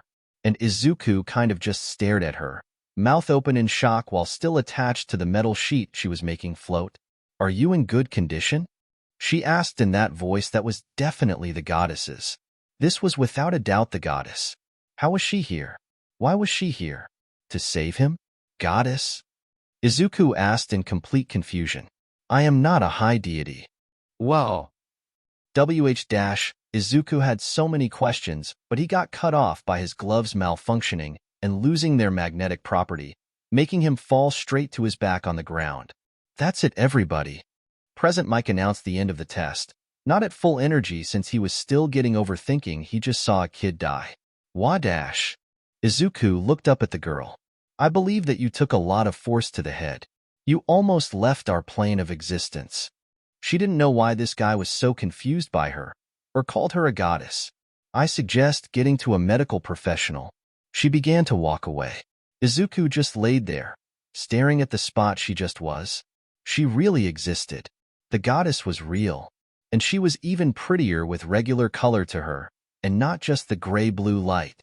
Izuku shot up to say something to her, but she was just gone, or he couldn't see her. There were a lot of people where he almost became a stain on the ground. What is going on? Izuku asked himself as he sat back down. This was all so confusing to him. He didn't even get a real name from her. Should he use his next stock to try to conversate with her? Yes. Walking out of the gate at Ue, Izuku still looked confused as all hell. He accidentally walked right into someone as a result. It was just Katsuki, however. What's the face for? The blonde asked. She was there. Izuku replied half-heartedly, still not mentally caught up with where he was. Who was there? The goddess. You died again? No. Wait, yes. Izuku wasn't really listening. He was still too confused. Seeing the goddess really threw him off. I don't like that you died. Where was she? Katsuki didn't really want to talk about Izuku dying again. She was there. Right when I was about to die for real, she stopped me. Die for real? What? Did you almost die twice in an exam? Yes. She stopped me from falling and then left. So she can resurrect you 2 times now? I didn't die the second time. She was actually there, like here with us. Like she was taking the test also. Huh. Maybe you were just seeing things after that first death. Or she is real and watching you before you die. The blonde offered. Was that it? Or was Izuku overthinking this? Or was he underthinking it? The next day went by slowly. Izuku really just wanted his stock back because he planned on using it the second he could to try to talk to the goddess again. All Might hasn't said anything to him since before the exams when he wished Izuku luck. Katsuki had gotten his new number and Izuku told his mom how they saw each other and reconnected. Inko wasn't as thrilled at first hearing how Izuku saw Katsuki, but upon listening to the whole thing she took her dislike down a bit. But she still wasn't happy about him at all. Once his extra life returned, Izuku rushed to the roof of his building, not explaining to his mother why he just up and ran while they were eating lunch. He got to the roof and didn't hesitate to just jump off. A side effect he guessed if knowing his death sometimes can have no consequences, but a few seconds of pain made Izuku wait too. Well, it wasn't confident. Maybe it was stupid? Anyways, he fell the 8 floors and hit the ground head first. He saw black immediately as he died. Izuku was in that black void place in between lives again and began to speak again. Hey, goddess, he shouted. Talk to me this time. Why were you there? She appeared in that light again like she always did, with her blank look and white kimono and everything. Can you talk to me this time, please? Izuku asked. The goddess didn't answer. She only tapped his head like before. Rise, my hero, she said as she tapped his forehead. Better be glad you are cute, or I would be mad. Izuku muttered to himself as he felt the sensation of being revived again. Izuku was on his back facing up right after he got revived. He didn't move because he was just laying there. He was a little annoyed she never replied at all. Why did he say good luck instead of rise at the exams though? Was that really important? Or was he really just overthinking things? Was she just messing with him? Hey, Izuku? Katsuki spoke from above the Emerald Teen. He was coming over to officially apologize to Inko about his horribleness and found Izuku just lying on a oath-in between some of the apartment buildings. Whatcha doing? Dying. Izuku sighed, not moving as he just stared up at the cloudy sky. Did you just jump? Katsuki looked at Izuku's clothes to see some rips, but not a scratch on Izuku. Yeah. She talked to you? No. Want to just lie there for a while, and I will get you in a minute? I guess. Katsuki nodded. Okay, I will be back in a few. He went towards the back door of Izuku's apartment building, so he can go get yelled at by Inko. Izuku looked up at the clouds. Are you just messing with me? He spoke to the air, but the question was meant for the goddess. It's not like it matters, cause he gets the same amount of conversation from both. All Might, in his skeletal form, knocked on the Midoriya's apartment door. Inko opened it and gave a warm smile. Hello, Yagi. Inko always enjoyed when All Might comes over. She was very aware of his condition because he accidentally lost the muscle form in front of her 3 months back. It was shocking, but she accepted it. They became close enough that they even learned All Might's real name, Toshinori Yagi. Hello, Midoriya. Is young Izuku here? Behind you. Izuku spoke up. He had just come back from the grocery store. Hello, lad. I have a letter for you. He handed a gold envelope to Izuku. My Yue letter. Izuku exclaimed. It is. I hand-delivered it thinking it would be enjoyable to see your face. My face isn't funny looking. The teen replied as he set the bags of groceries on the table. He immediately opened the letter. I didn't say it earlier because it would be a surprise. Toshinori began. But I have a job at UA starting with the new school year as the Foundational Heroic Studies course teacher. Izuku stopped reading his score on the written test, where he didn't miss a single question, getting a perfect score. Wait, so you are going to teach heroics? Yep. Toshinori grinned. I didn't want to tell you before the exam because I didn't want you to think favoritism was going to factor into your exam. I only gave honest views of your performance when asked what I thought. What did you think? Izuku asked. That you are reckless. Toshinori answered. That you act without thinking sometimes. Rude. Izuku said jokingly. But you showed courage and intelligence with the 0-pointer. Running straight at it with no hesitation. Something I believe makes a good hero. The others definitely believe that too. Izuku nodded. So no one questioned me having a homemade bomb? A homemade what? Inko asked. Huh. Izuku asked. I was going to ask about that next. Toshinori said. But I really don't want to know how you made a bomb that powerful. It took 3 months and dash. I don't want to know. Toshinori held up his hand. The only major thing that should be done is getting that power of yours registered as a quirk, even if you don't know for sure if it isn't one. You caused a panic with the staff when your neck got broken. What? Inko asked Izuku with a tone that suggested she was preparing a lecture. She knew he could survive deaths, but couldn't stand the idea of him dying at all. A robot turned its giant head, and its jaw broke my neck. Izuku explained with embarrassment. And explained the bomb. Inko wasn't going to let that slide either. I made a bomb for whenever it might be useful. Izuku shrugged. Inko narrowed her eyes. Was anyone hurt? Izuku getting thrown away in the blast. Toshinori answered. Other than that? No. Don't make another one. But Mom. The teen protested. No bombs. Inko was not going to argue over this. Fine. Izuku sighed. At least that one was cool. He went back to his letter. Hero points? Yes, that was a category they kept secret to test your kid's genuine good nature. From how helpful you were to others when they needed help, to big sacrifices like your feat against the 0-pointer. Does it count as a big sacrifice if I had the plan of using my power? Izuku asked. They weren't aware of it, so it counts. Plus you did it regardless. 60 hero points? Izuku read the score. Yes. A few teachers, one man in particular actually, found respect in your actions despite you having virtually no power. All Might said. With 96 points total, you actually placed first by a single point. I got first? Izuku asked in shock. He looked at another paper, one showing the top 10 scores of the exam. First place, Izuku Midoriya. 36 villain points, 60 hero points. Second place, Katsuki Bakugo. 70 villain points, 25 hero points. I actually beat Katsuki? Izuku was surprised. Young Bakugo did tremendous himself. He showed kindness to the others as well as you. However, I believe your lack of firepower has made everyone believe your efforts to be more earning of points. I wonder how he feels about this. Izuku asked. Then it actually hit him. He just placed first in an exam for future heroes. How? Because of a bomb and a death wish? His phone went off, and Izuku looked at it. It was a message from Katsuki. Katsuki, nice score. You earned this. Izuku smiled. Katsuki really had changed for the better. He replied back. Izuku, dude, we both did awesome. We are on the road to be heroes now. He had no idea how tough of a road it would be. His road that led Izuku Midoriya to become the greatest hero of his generation. /N. That's the end of the first chapter of what is now my 8th story. Obviously that girl is Reiko Yanagi. Her name is in the title. OFA is a topic I am on the fence about.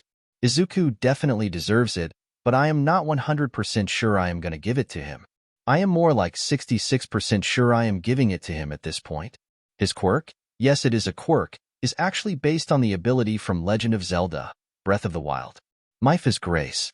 I am also partially considering fitting Derek's protection into it somehow. Also, I have a Discord if anyone wants to talk about this story. The link is in my bio. That's all I got. Hope you guys enjoyed it. Let me know how it was and have a good day. Chapter 2. /N. I don't own things. I am poor.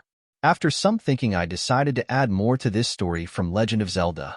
I promised to still have MHAB Central. This chapter begins that stuff, and I can't really say everything that is being brought in without some spoilers, but I am not brining over everything. Just a few things to spice up the story.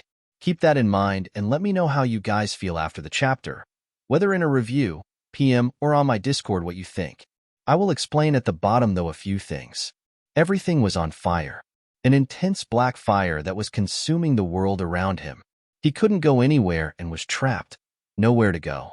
Izuku jumped up in a cold sweat, breathing heavily from whatever that dream was that he was having.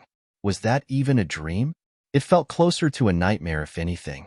Izuku sat on his bed for a few minutes, just cooling down from the bad sleep, blankly looking out his window that told him it was still the middle of the night. The Emerald Teen plopped back down to his bed and tried to go back to sleep, but after 10 minutes felt too anxious, not able to go back to sleep. Fudgesicles. Izuku sighed as he sat back up. He mentally groaned at the idea of being awake this early and not getting proper sleep, but then again he doesn't normally get proper sleep anyways. Izuku grabbed his shoes as he thought about what he would do exactly. Training was kind of a no since he was told to try to relax before UA. All Might saying that it isn't good to just spend 24/7 always training or working on his gear. Izuku guessed he could just get some fresh air, even if he was noticing his clock that said it was 2:47 a.m. With that in mind, he went out of his apartment. Wandering for a minute brought Izuku to the fountain in the center of the apartment buildings. No one else there naturally, and Izuku decided to just sit at a bench. He just sat there for a minute before he had heard the sound. A low humming sound, like a generator. A soft sound of some energy at work. Izuku tried to look for whatever it was, and the sound led him right to his left forearm, where the bracer was.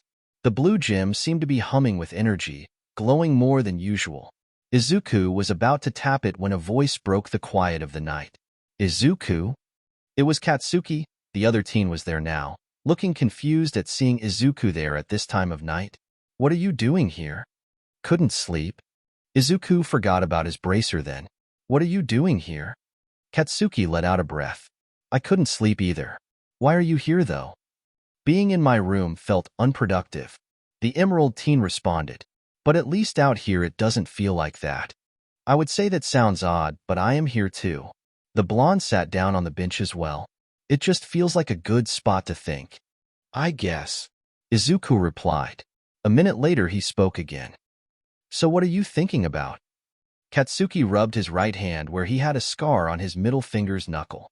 Just small things. The Emerald Teen looked at the blonde.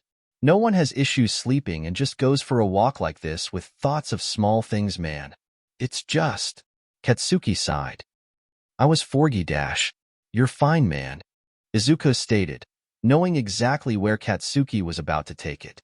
Don't beat yourself up over it, man. Izuku, you forgave me too easily. Katsuki looked at the teen next to him. What I did, Dash, was definitely bad. Izuku cut him off again. I know what you did was bad and shouldn't be forgiven just like that. So why did you? I guess I just don't like other people struggling with anything.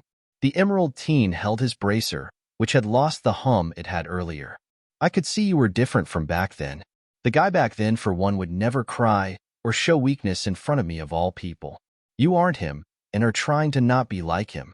I think I can forgive you because you understand the pain I got and try to stop that from coming to others. Someone who causes that pain shouldn't be a hero. It's a good thing we are people who want to stop that pain then, right? Izuku asked. Put a smile on our faces and protect people, making them feel safe. Izuku, you know what I mean. Katsuki had a frown as he looked at the knuckle he had scarred months ago, a habit he formed when upset or worried about anything. And you know what I mean. I still did all of that. And you still realized your mistakes and spent close to a year now trying to change, right? You can't just ignore that progress you made, Katsuki. The blonde sighed. I just need to forgive yourself. Izuku finished. I can forgive you, but you can't forgive yourself. Just try to let yourself off a little bit. You might be able to see the improvements if you do. They were silent for another minute before Katsuki gave out another sigh. How did you become wise like this? I spent half of my time these past 10 months living in a dump. I gained hobo wisdom. The blonde snorted. Hobo wisdom? Yep. It comes in handy when friends are being stupid. The teen nodded. Katsuki nodded in response. Why are you out here exactly? Please tell me you aren't also going through issues like me. Izuku shook his head. Nope, just a bad dream and being restless for me. What was it about? I don't really know. It had fire, but nothing felt right, and it is kinda hard trying to remember details. What's with the wrist thing? Katsuki noticed it glowing brightly, the humming returning. I don't know. I just noticed it before you came here. Izuku held up his arm. So this is new to you? The blonde narrowed his eyes at the strange piece of armor on his friend's arm. It doesn't do this after you don't die for an extended time or anything? Nope. I should really do something though. Izuku said as he went to tap the blue gem. Don't just mess with a thing like that. Katsuki made sure to take a step away from the bench. It isn't exactly normal, you know. Izuku waved his right arm. Bah, I won't know anything if I don't try, right? He then tapped the blue gem, and nothing happened. Izuku just sighed. I don't know why I expect things to actually happen anymore. And then something happened. Blue energy began to pour out of the gem and flow away from them, seemingly pulling Izuku's arm with it. Izuku walked along with the energy, like he was in a trance almost. Izuku? Katsuki muttered as he began to follow, getting in front of the Emerald Teen. Hey, what's going on? I feel it. Izuku said cryptically. Something is calling out. What is? I don't know. Izuku kept walking, letting the odd feeling that encompassed him guide him as he left the area of the apartment complex and down the sidewalk. It could be where the goddess is. I am going. Katsuki made a hard expression. I don't like it. I am going too, to make sure nothing happens. They had kept walking for a while, going down the empty streets of Mizudafu until they got to the edge of a forest. It's leading me out there. Izuku mumbled as he stepped towards the trees. Hey, wait. Katsuki grabbed Izuku's arm to stop him. Izuku, it is not even 4 in the morning. I don't think we should go in the woods right now.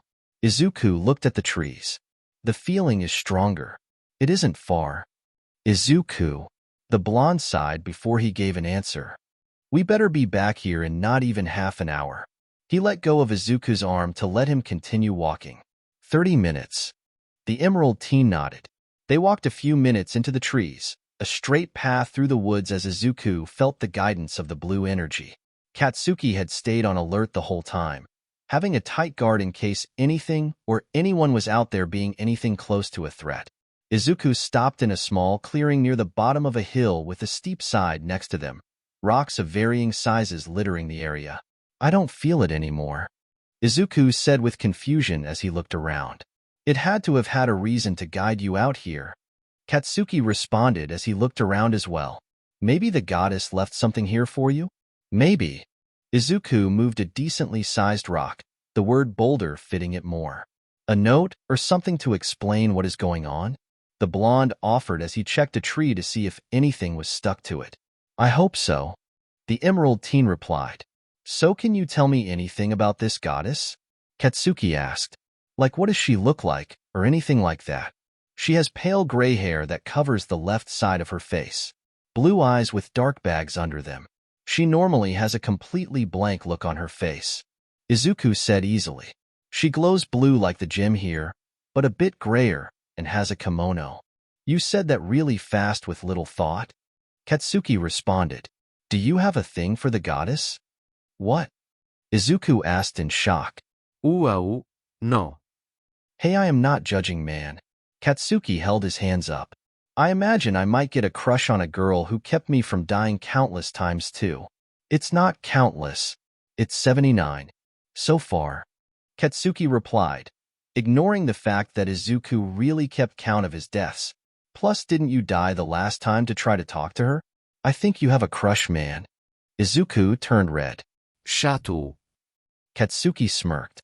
If she is reviving you this many times, she might have a crush on you too. Izuku didn't even know he could turn redder than he already was, but he did. EU. He didn't respond this time, and Katsuki kept his smirk as he looked around more. A few minutes later, the two just stopped looking around, standing in the clearing together looking disappointed in their search results that brought up nothing. Did she make me come out here for nothing? Izuku groaned in disappointment. There has to be something, Katsuki stated. You definitely felt something, and it guided you here. But why? Izuku asked as he looked at the bracer. Why are you so confusing? He asked the inanimate object. He got the same answer he always got and just expected. Nothing. Izuku picked up a rock, just the size of a baseball, and threw it at the side of the hill. Then a crack was heard and the stone side of the hill crumpled apart, revealing an old stone door that was hidden behind a wall made from the rocks. Katsuki looked at the stone door from his spot. I think that's for you. Izuku walked up to the stone door slowly, confused about how it was hidden there like that. What was this door even? What was behind it? I don't see a doorknob. He just tapped the cold stone. I kind of doubt something this old has a doorknob. The blonde responded as he joined Izuku at the door, placing his own hand on it. How has no one ever found this before? You just uncovered it with a rock on accident. We used to explore the woods too, Izuku stated. You would think we would easily have found this. Maybe it's luck? Anyways, this has got to be what brought you here. How do I open it, though? The Emerald Teen asked as he looked around the door for any sort of button or lever. He knocked his fist against the rock in hope of finding more rocks that fall off so he can find a way in. Hey, Izuku. Katsuki deadpanned as he kept his hand on the door. You realize I can just blast it open, right? Izuku blinked, realizing that fact. Oh, can you? Of course. The explosive blonde responded as he used his quirk to unleash an explosion and blow cracks into the stone door. He narrowed his eyes. This is tough stone. That should have broke it. He popped off more explosions and the door eventually broke apart, showing a dark tunnel. So we are dungeon explorers now? He looked at his emerald friend. I guess so. Izuku turned his phone flashlight on. What do you think is in there? Let's look instead of guess. Katsuki suggested as he turned on his own phone's flashlight. Right. Izuku stepped in fire it.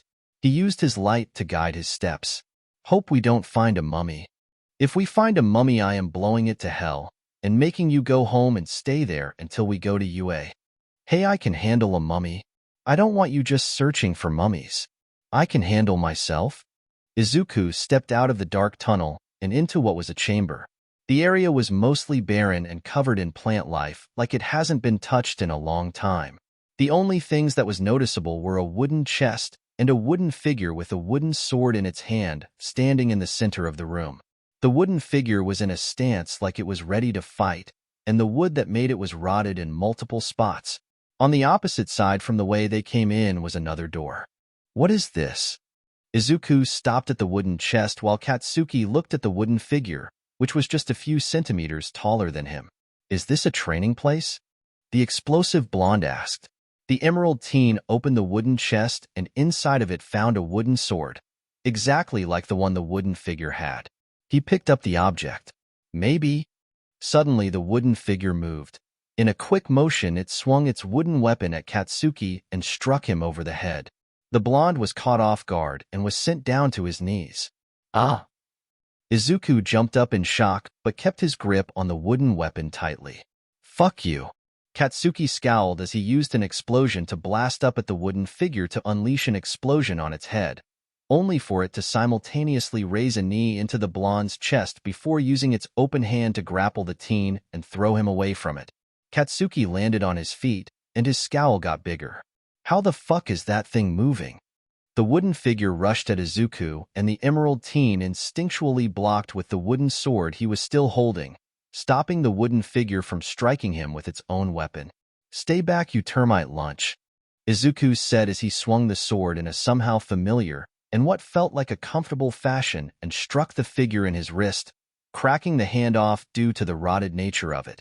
The wooden figure tried to catch the sword that was falling, but Izuku swung his weapon at the figure again and snapped the head into a sideways position, its neck half broken. How do you know how to fight with a sword? Katsuki asked as he blasted back into the fight, blasting the figure away from Izuku. I don't know. It just feels natural. Natural talent? Nice. Katsuki grinned. With that and my explosions, this thing is toast. Izuku turned to face the wooden figure, whose broken head was aimed at him. It felt like the thing was targeting him. Katsuki, let me fight it. What? It is focused on me. You can see its stance. Yeah, but that doesn't mean anything. Katsuki wasn't even sure how Izuku suddenly just knew sword fighting stances either. I grabbed the sword and then it moved. Maybe I set it off. Your logic isn't something I agree with here. Let's just take it out together. Katsuki blasted off at the wooden figure right as it rushed at Izuku. The emerald teen blocked another sword swing as Katsuki blasted off 2 explosions and sent the figure to its side. Izuku reacted and swung in a downward strike and broke off the figure's head completely. I guess I got carried into dramatics. Izuku breathed. Katsuki picked up his phone that was dropped earlier, dusting off the device as he aimed the light at the wooden figure to watch for movement. Try not to, man. The blonde exhaled as he looked to their defeated opponent. How did this thing even move? I don't know how exactly, but it didn't move until I held this. The emerald teen shook his wooden weapon. I don't think that things work like that, Izuku. Things are weird. I didn't have my bracer until I died and came back the first time, so this could be a quirk? Katsuki kicked the wooden figure. A clicking sound got their attention, and the two turned and flashed their lights on the source to see the door that led farther in was now opened. I don't remember opening that. Neither do I. Izuku grabbed the second wooden sword, the one that was used by the wooden figure, and offered it to Katsuki, who gave him an odd look. Weapons don't hurt to have. You keep that. You seem to have a knack for them. Katsuki held up his palm. Plus I have this weapon. I'm surprised you aren't saying for us to go back right now. The dummy got me mad, so I want to clobber whoever is in there. The explosive blonde admitted. It might be something about the goddess, so I am definitely going. Izuku stated as he put his second wooden sword in the same hand as the first.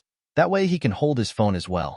I lead the way since my attacks have more power, Katsuki said as he walked towards the open door with a palm raised, ready to blow up anything he thinks needed to be blown up.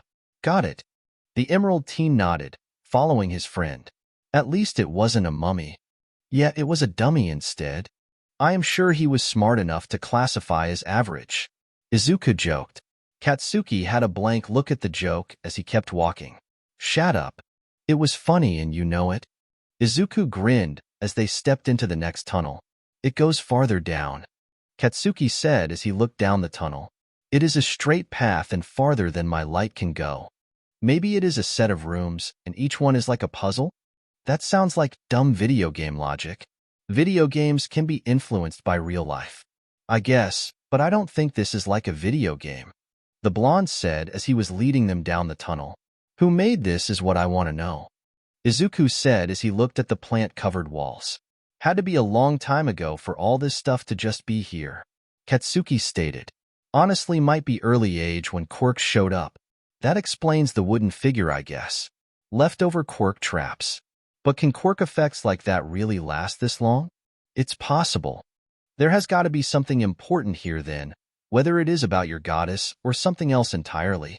They continued to walk farther down for a few minutes in silence. Hey, I see a door. Izuku pointed forward as they reached the bottom of the tunnel and could see a door near the edge of their lights. The door made of metal this time and shut. Metal? Katsuki sighed. Why? Maybe someone made it a home, or it was an extra layer to the security? So something is definitely in there. So are you going to blast this one open? Izuku tapped the door. Wait, it has a handle this. The Emerald Teen pointed to the side on a wall where a bar was. I spin this and we are in. I think. It could be locked. The other door wasn't. It unlocked for us. I guess it doesn't hurt to try. Katsuki looked at the door. You open it, and I will be ready to blast anything in there. Izuku nodded and grabbed the handle, turning it with a struggle as the rusted piece showed its age. The teen grunted as he put more force into it and finally moved the handle. The door began to open with a loud groaning sound of metal grinding against metal, and another chamber was seen on the other side of the door with a single pale sea-green light inside. The light coming from what appeared to be a lantern above a stone grave. Katsuki? Izuku flashed his light to his friend. Is that a grave? Is this a tomb? I made too many mummy jokes. Izuku took a step into the room. Wait. Katsuki out his arm out. This place could have traps if it is a tomb.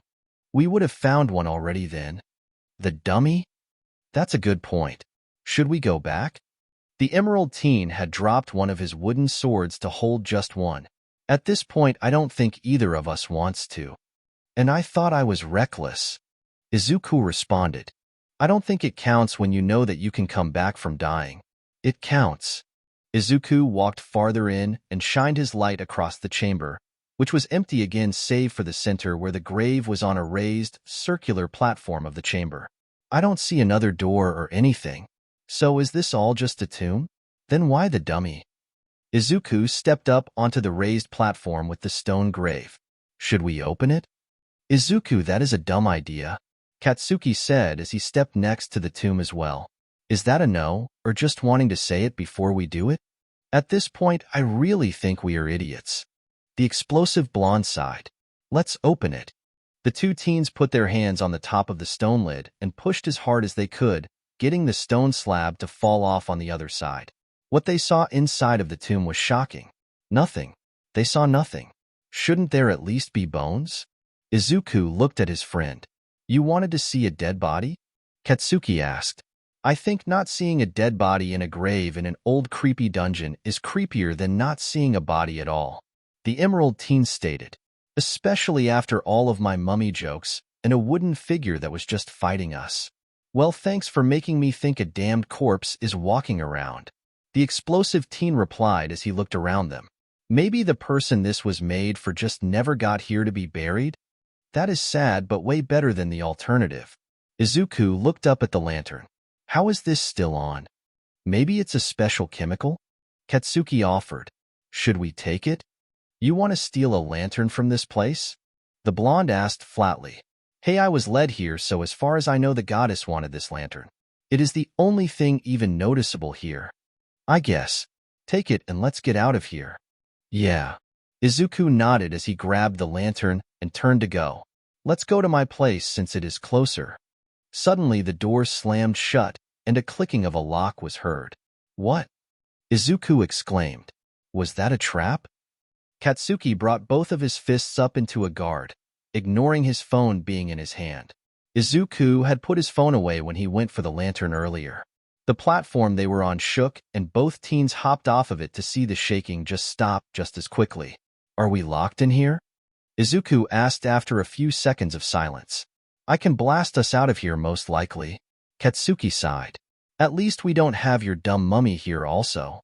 Suddenly Katsuki was struck by an unseen force and sent to the ground. Katsuki!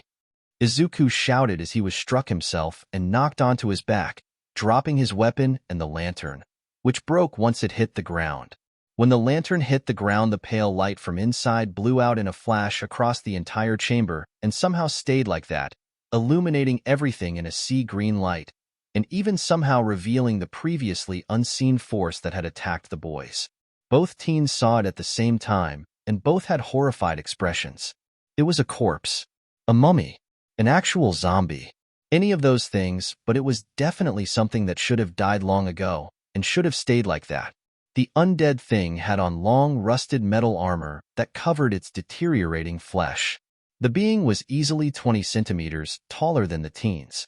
The thing's jaw long gone and a purple substance that was a darker shade and found on multiple spots of the thing. Its eyes having a purple substance in place of them, and those unnatural eyes focused on Katsuki. The explosive blonde had a terrified expression as he looked up from his spot on the ground at the monster. Katsuki had never felt so small and weak before as he saw this thing that stood over him that gave off an energy of something that was just an abomination against nature. The undead being raised a large arm to bring down on the petrified blonde, who was too terrified to move, before it was struck from behind. The thing turned to see Izuku, who had broken one of his wooden swords with the strike over the shoulder of the thing. Get away from him. Izuku gripped his broken weapon tightly. The teen was visibly terrified, but he wasn't going to let it stop him from moving. The thing responded with a roaring sound before it promptly swung its fist into Izuku's side, and the force sent the teen crashing into the side of the grave before it attempted to stomp on the stunned teen. That exact second lasted an eternity for Katsuki. It felt like time had stopped, but his thinking was normal. All he was processing was what just happened. He had froze. And Izuku didn't. Izuku was now being attacked by a monster that was after Katsuki, who was too afraid to even try to defend himself. Katsuki was still leagues from being anywhere close to the hero Izuku was. And now Izuku was in danger again. Katsuki grit his teeth and large explosions rocketed off of his palms as he instantly blasted at the undead bastard. Go to hell, bastard! The explosive teen unleashed a large blast on the thing's disgusting head before it could hit Izuku. He unleashed a large area blast to send it flying away from the two as Katsuki helped Izuku up. Are you okay, Izuku? I think I have some ribs that are still not broken. Izuku groaned. Two of them are definitely not okie dokie. Well, let's blast this fuck to hell and get out of here. Katsuki scowled at the monster that had gotten up to face them. It hits hard, and my breaking the sword over it barely broke the guy's arm. Yeah, but I have explosion. How do we know it can even be killed? Izuku grabbed his unbroken weapon from the ground. Let's just find out through tests. Katsuki blasted at the undead thing, and Izuku followed, keeping back to let Katsuki blast on the thing with free rein. The Emerald Teen was studying the thing as Katsuki dodged attacks and unleashed explosions on it in retaliation. Izuku breathed out as he tried to think. I want to just say the obvious blow off the head bit. I figured. Katsuki responded as he slammed a palm into the undead thing's face and let off a big explosion that made enough smoke for Izuku not to see what happened as a result. Did you get him? Izuku asked right before Katsuki was thrown out of the smoke directly at him, sending the two crashing to the ground. That fuck just shrugged off his head, being blown off. Katsuki groaned as he got up. His head is gone? Izuku coughed as he looked up to see the thing step out of the smoke and face them. Its head gone, but a mess of the purple substance still in that spot. It just doesn't care about damage. Katsuki stared the thing down. I don't know what to do. Izuku accidentally set his foot against the lantern he had dropped earlier and looked down at it and got an idea. Katsuki, I have a dumb idea. What is it? Katsuki was ready to blast the thing if it came at him, the thing slowly making its way to them. Izuku poked the broken wooden sword through the crack in the lantern and against the odd pale green flames. Kill it with weird fire. It makes sense. Get that stick burning and I can get you an opening. Katsuki jumped at the undead enemy and began to keep it busy. Come on, hurry up. Izuku spoke to the piece of wood as he tried to give it more reason to set on fire. He felt like just throwing the lantern at the thing, but that might not work, and then he might not have the lantern anymore. Once the wood had flames going, Izuku smiled and got up. Gripping the wood, he ran at the monster. Katsuki, I am ready. Got it. Katsuki made a blast from his foot and kicked the thing in the chest to set it back a bit as Izuku jumped at it and swung his flaming weapon right at the weird purple substance that was being in the place of the thing's head. the flames actually igniting the thing instantly and causing the undead enemy to clutch at its burning part in what looked like pain, only to have the green fire spread to the arms, and soon the whole thing was on fire. Both teens had gotten away from the thing and had to watch as it burned away, the thing collapsing as the flames ate through the undead thing with speed. After a minute of silence, as the two just stared at it in shock, Izuku spoke. "I don't think I am sleeping ever again." "Neither am I." Katsuki sighed as he leaned onto the grave. "Holy shit, we just fought an actual corpse. A real fucking undead creep." The emerald teen picked up the cracked lantern and looked at the unwavering flames in it. "I am keeping this in case that ever happens again." He looked back at the now definitely dead thing before looking away. "Is it possible to leave now, or are we locked here?" "I am blowing that door to hell so we can get the fuck out of here," Katsuki stated as he walked to the door with multiple explosions going off in his palms. Not even a full 5 minutes after that had the door been blasted off, and the two teens admittedly ran all of the way out of the tomb and back into the woods, and then back to Mizutofu, not feeling safe until they get a few streets away from the woods. "I officially never want to go hiking again." Izuku took in a breath as the two finally stopped running. "I agree." Katsuki nodded. "At least I have this now, I guess." Izuku held up the lantern. "Why would your goddess want a damned lantern like that? Are there more dead people around that need the stupid fire to die? I hope that's not it. I don't want to fight zombies." Izuku really hoped the goddess wasn't going to make fight undead things, if this was her doing things. "Hey, we made a kick-ass team, though." Katsuki couldn't help but grin as they continued walking. "Definitely. Kicked that thing's ass. We definitely have to tell someone about that. A pro hero or someone who can make sure the place is now empty and not up to anything bad anymore." "Definitely." Izuku saw that his hand was cut up, most likely from when he shattered his one sword on the undead guy's shoulder. He realized he didn't bring either of the wooden swords with him, but he didn't care. He thought about what happened in the tomb, however, and reached a thought he decided to voice. "Hey, I got a dramatic bro moment thing to say." "It ruins it when you say that right before whatever you were going to say." Katsuki deadpanned. "We made a kick-ass team, and we'll definitely make a kick-ass team again. And with everything that has happened, I kinda think this is a good way to make the deal on this partnership." Izuku stuck out his left hand that was still bleeding slightly. "Blood brothers?" Katsuki looked at the hand and thought. He had frozen before in that place. Izuku's quirk for some reason led him to that place. It no doubt might make him do something like that again. Katsuki wouldn't let Izuku go do something like that alone if he had the chance, and he would be damned if he froze in a situation like that ever again. He gave Izuku a dumb look as he grasped Izuku's bloody hand with his own cut-up hand. "Of course, blood brothers." A humming sound was heard as suddenly Izuku's bracer, and the two just looked at it in confusion. "Is it trying to make us do something else?" the blonde asked. "I hope not. Once was enough for the next year." The emerald teen got confused as he looked at the blue gem that was glowing more than usual again.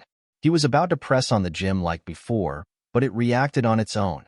A new sound of energy going off erupted from the piece of metal and began to glow orange before a dark orange line began to appear on the bracer, encircling it on the edge near his wrist all the way around.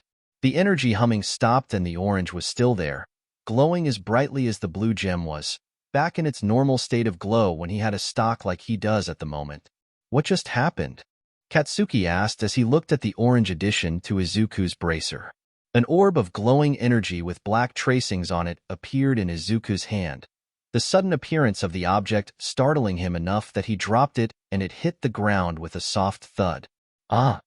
Izuku yelped as he dropped it. "What is that?" Katsuki asked as the orb rolled to a stop in between them. "I don't know. It just popped up."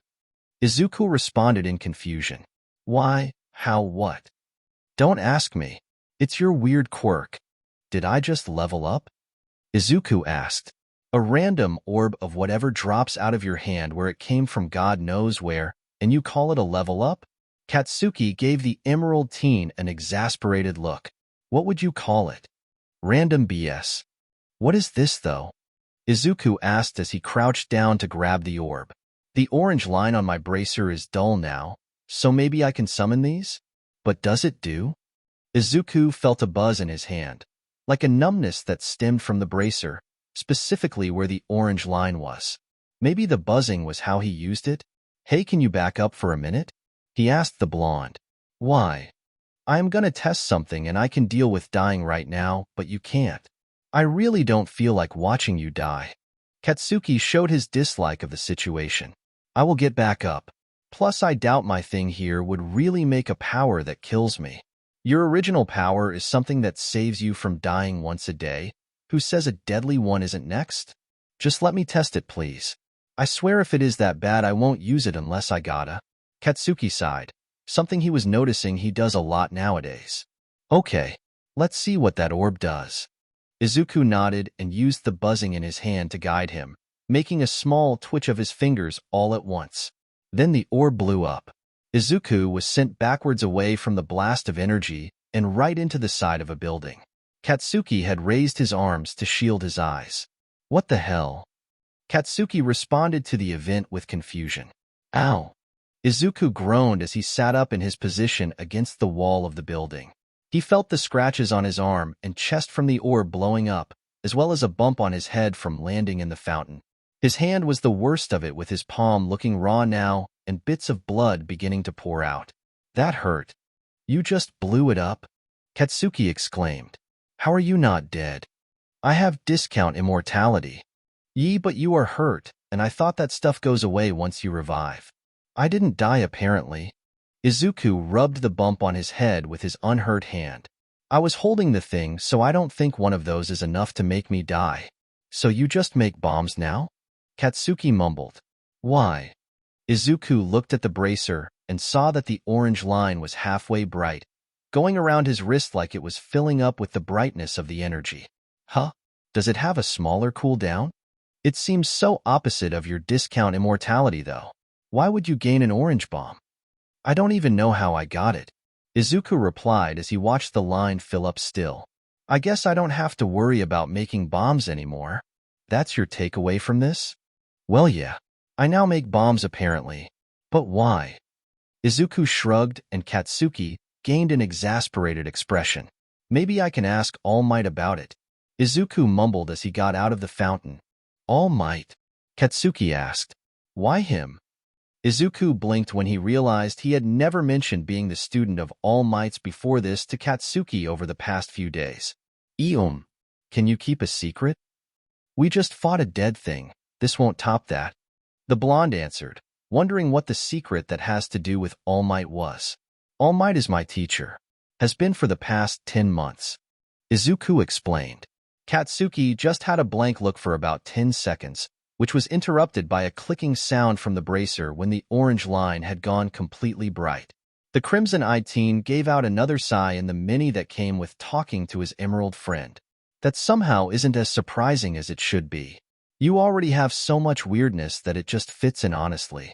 I'm not weird. Izuku defended himself. We just fought a dead thing. Honestly, I wouldn't be surprised if you turned around and sprouted wings at some point. That would be cool. Izuku thought about it. The orange stuff made a sound. So can you make another orb? Katsuki asked. I think. The emerald teen tapped the orange line and nothing happened. He waited a second before he tapped it several more times. I don't know how to make one. Let's just call it and go home. The blonde stated. We just fought a dead thing, and that was enough to last me till we go to UA. A dead thing excites you enough to last a week? Apparently. I doubt I am sleeping ever again, so I am going to just stare at a well while waiting for this bruise on my side to disappear. Please go home and not do anything stupid. I am jumping off of my roof to get rid of my broken ribs. Izuku stated as they walked. I hate that. It sounds so bad, but your quirk just makes that actually make sense. So how about tomorrow, or whenever we get over what was probably a traumatic night, want to see how my bombs work? Why are we so easily changing subjects off of that thing? I don't know. Maybe a type of adrenaline.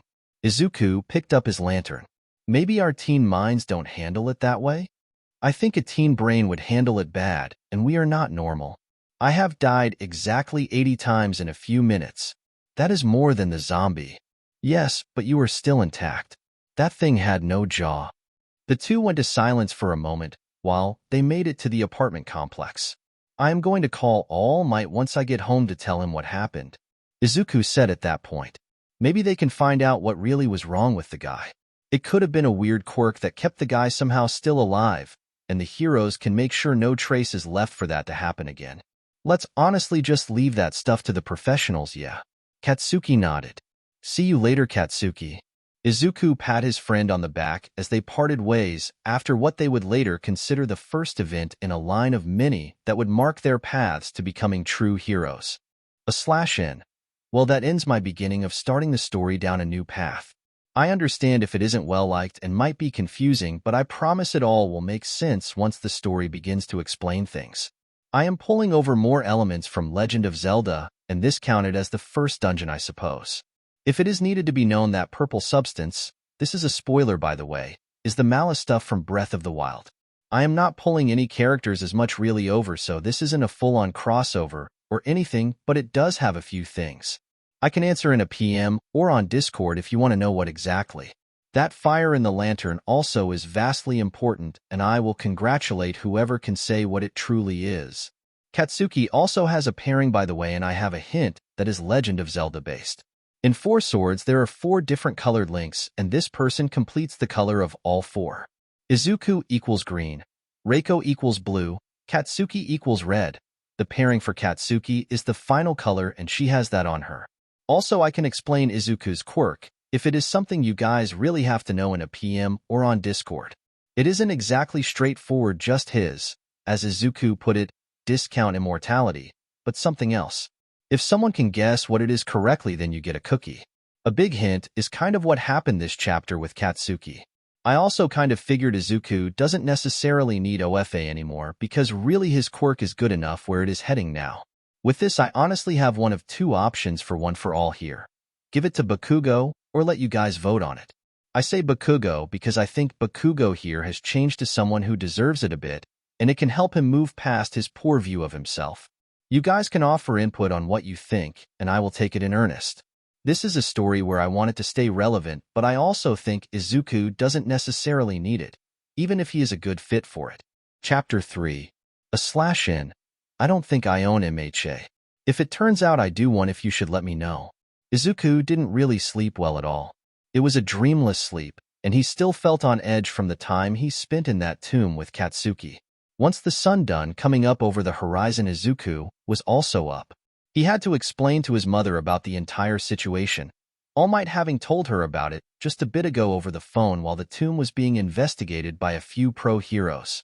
Inko wasn't thrilled at all about Izuku's decision to go into an old tomb that ended up having him fight a possessed corpse, but was at least glad Izuku managed to get out of it okay. At noon, Izuku grabbed a small lunch and said goodbye before going down to the fountain to meet Katsuki, the blonde having got there just a minute before him. Katsuki had bandages on his arms and elsewhere where he had injuries from the night before. Hello. The Emerald teen greeted his friend. Hey, feels too casual for what we experienced. The blonde replied. It does, but hey, at least we now have some experience that can boost us with dealing with tough situations while heroes. Fighting a weird corpse is too much, I think. Yeah. Izuku nodded while eating his sandwich. We definitely are ready for hero training. 3 more days. Katsuki stated. Then we are there.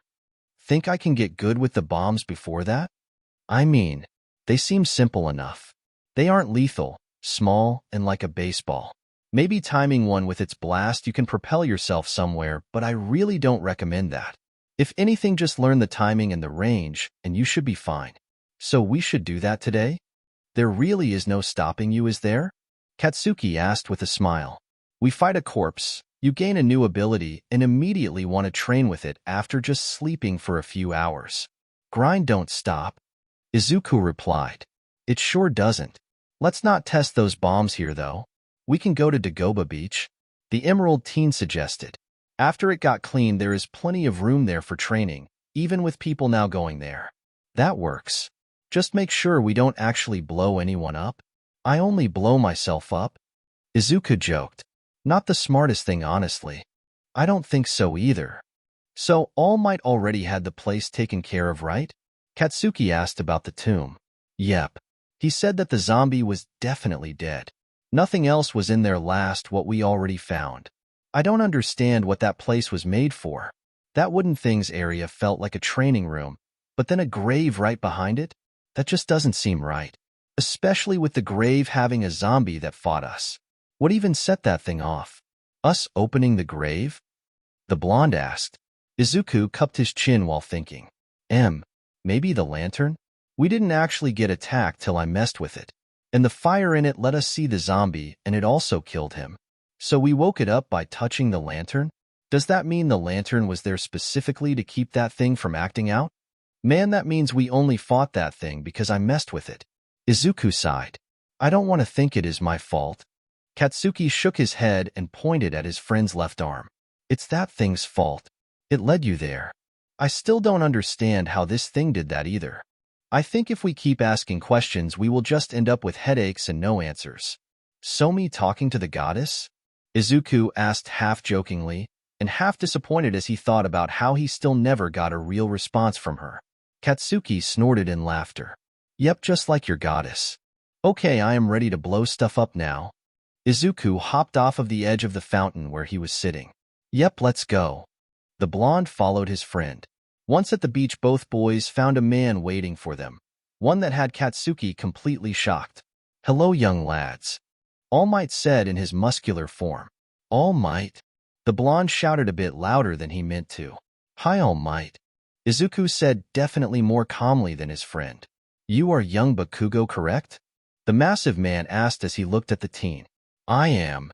Izuku told me you were there in that place this morning. Thank you for making sure you both came out if it all right. I know it couldn't have been easy seeing what you boys did. The man smiled as he said that, grateful that Katsuki had Izuku's back. Now I believe you did say you had a new ability in your quirk? He looked at his emerald pupil. Yep. It's a bomb.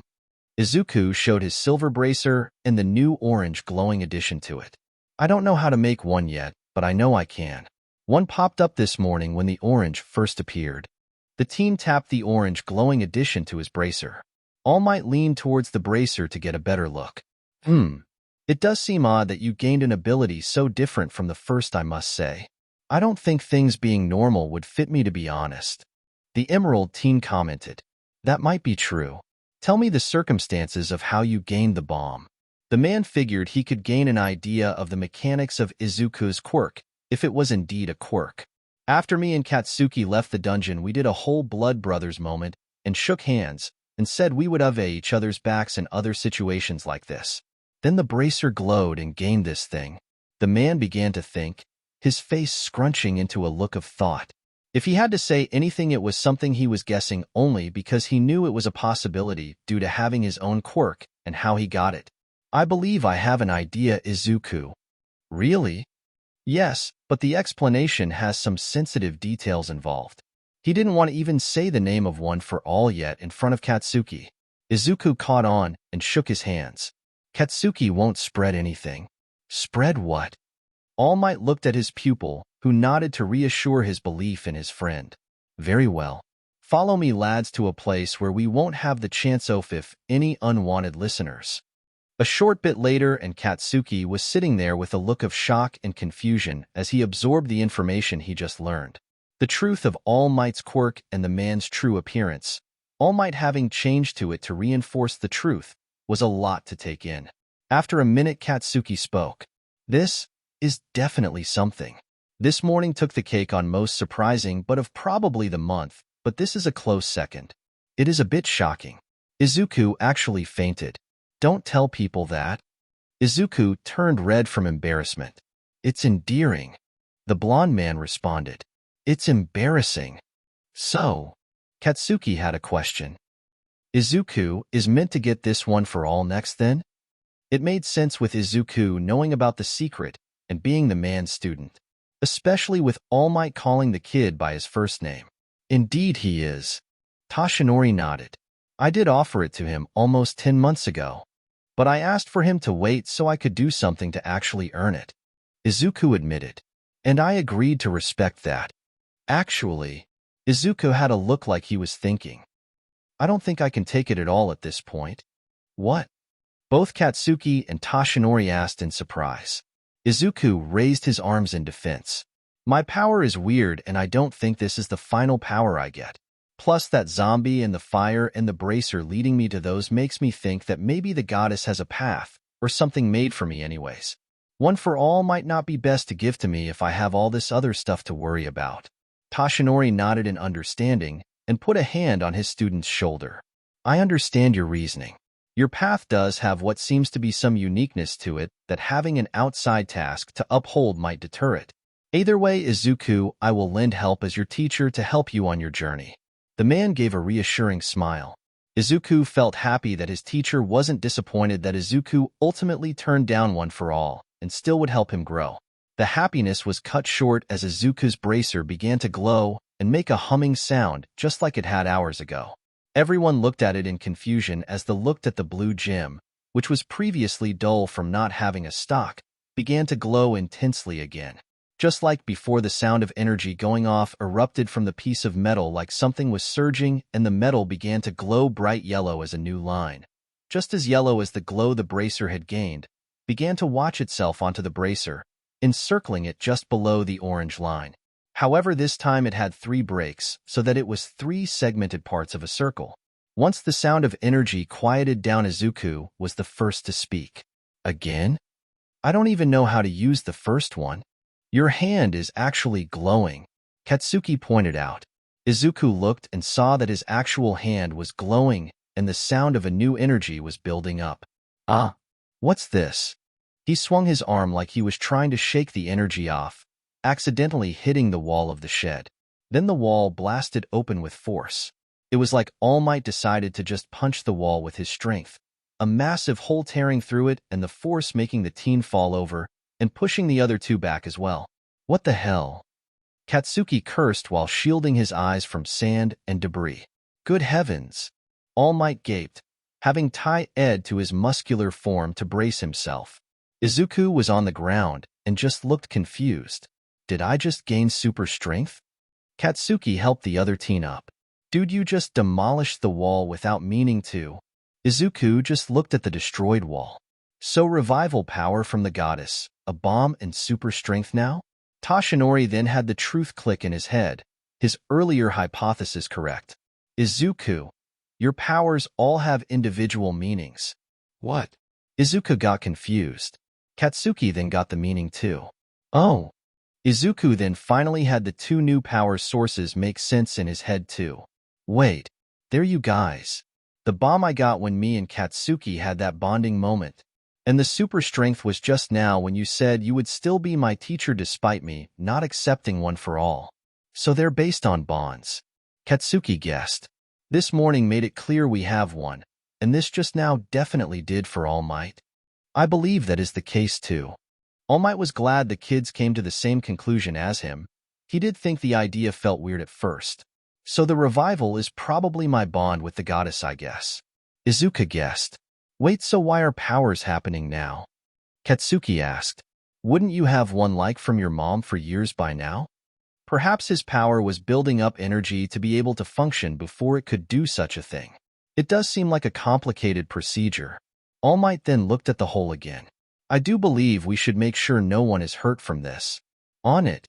Izuku hopped out of the new hole to check the area. I swear something new is gonna happen every day with him. Katsuki sighed. Izuku does indeed keep things interesting. All Might turn back to his non-muscular form. I don't think I will ever get used to that. The blonde teen commented. A second later, Izuku jumped back into the shed. I'm back. No one was hurt. I also noticed some things. What might that be? All Might asked. 1. I used that huge amount of strength with like no physical backlash, so I think the power has a built-in reinforcement part to my body. 2. I only used one part of the circle. He tapped the single dull yellow segment of the circle, which was slowly filling itself in at a rate that was slower than the bomb. So I think that this power has charges and not just a one-time use than a recharge. It's also been like 50 seconds, and this thing is almost full, so I want to guess a single minute is what it needs. How do you even access a single power, though? Katsuki asked. The resurrection seems like it is just an automatic thing that activates in the case of something that kills you. I believe I heard 2 different buildups of energy, Izuku. Perhaps each ability that is something you can manually activate without a situation can be called upon by reaching into yourself and grabbing that energy. Like how some quirks are activated. Katsuki nodded. I kinda do the same for explosion. Izuku nodded and took a breath as he tried to feel an energy in him, this being the first time he ever tried to do something like this and have a clue of what to look for. The boy then felt it, like different balls of energy in him, one being orange and the other being yellow. I can feel them. He grasped the orange one first and felt a tingling feeling in his left hand, and the instinct to shape his hand like he was holding something. Once he moved his hand, he felt a ball, one of his bombs, immediately materialize itself into his hand. Hey, you did it.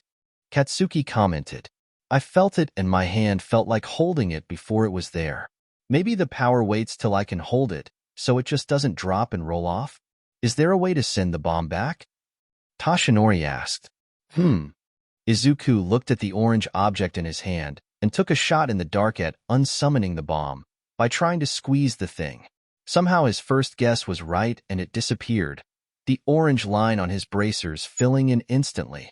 Yeah, either it was me squeezing it or me thinking of getting rid of it.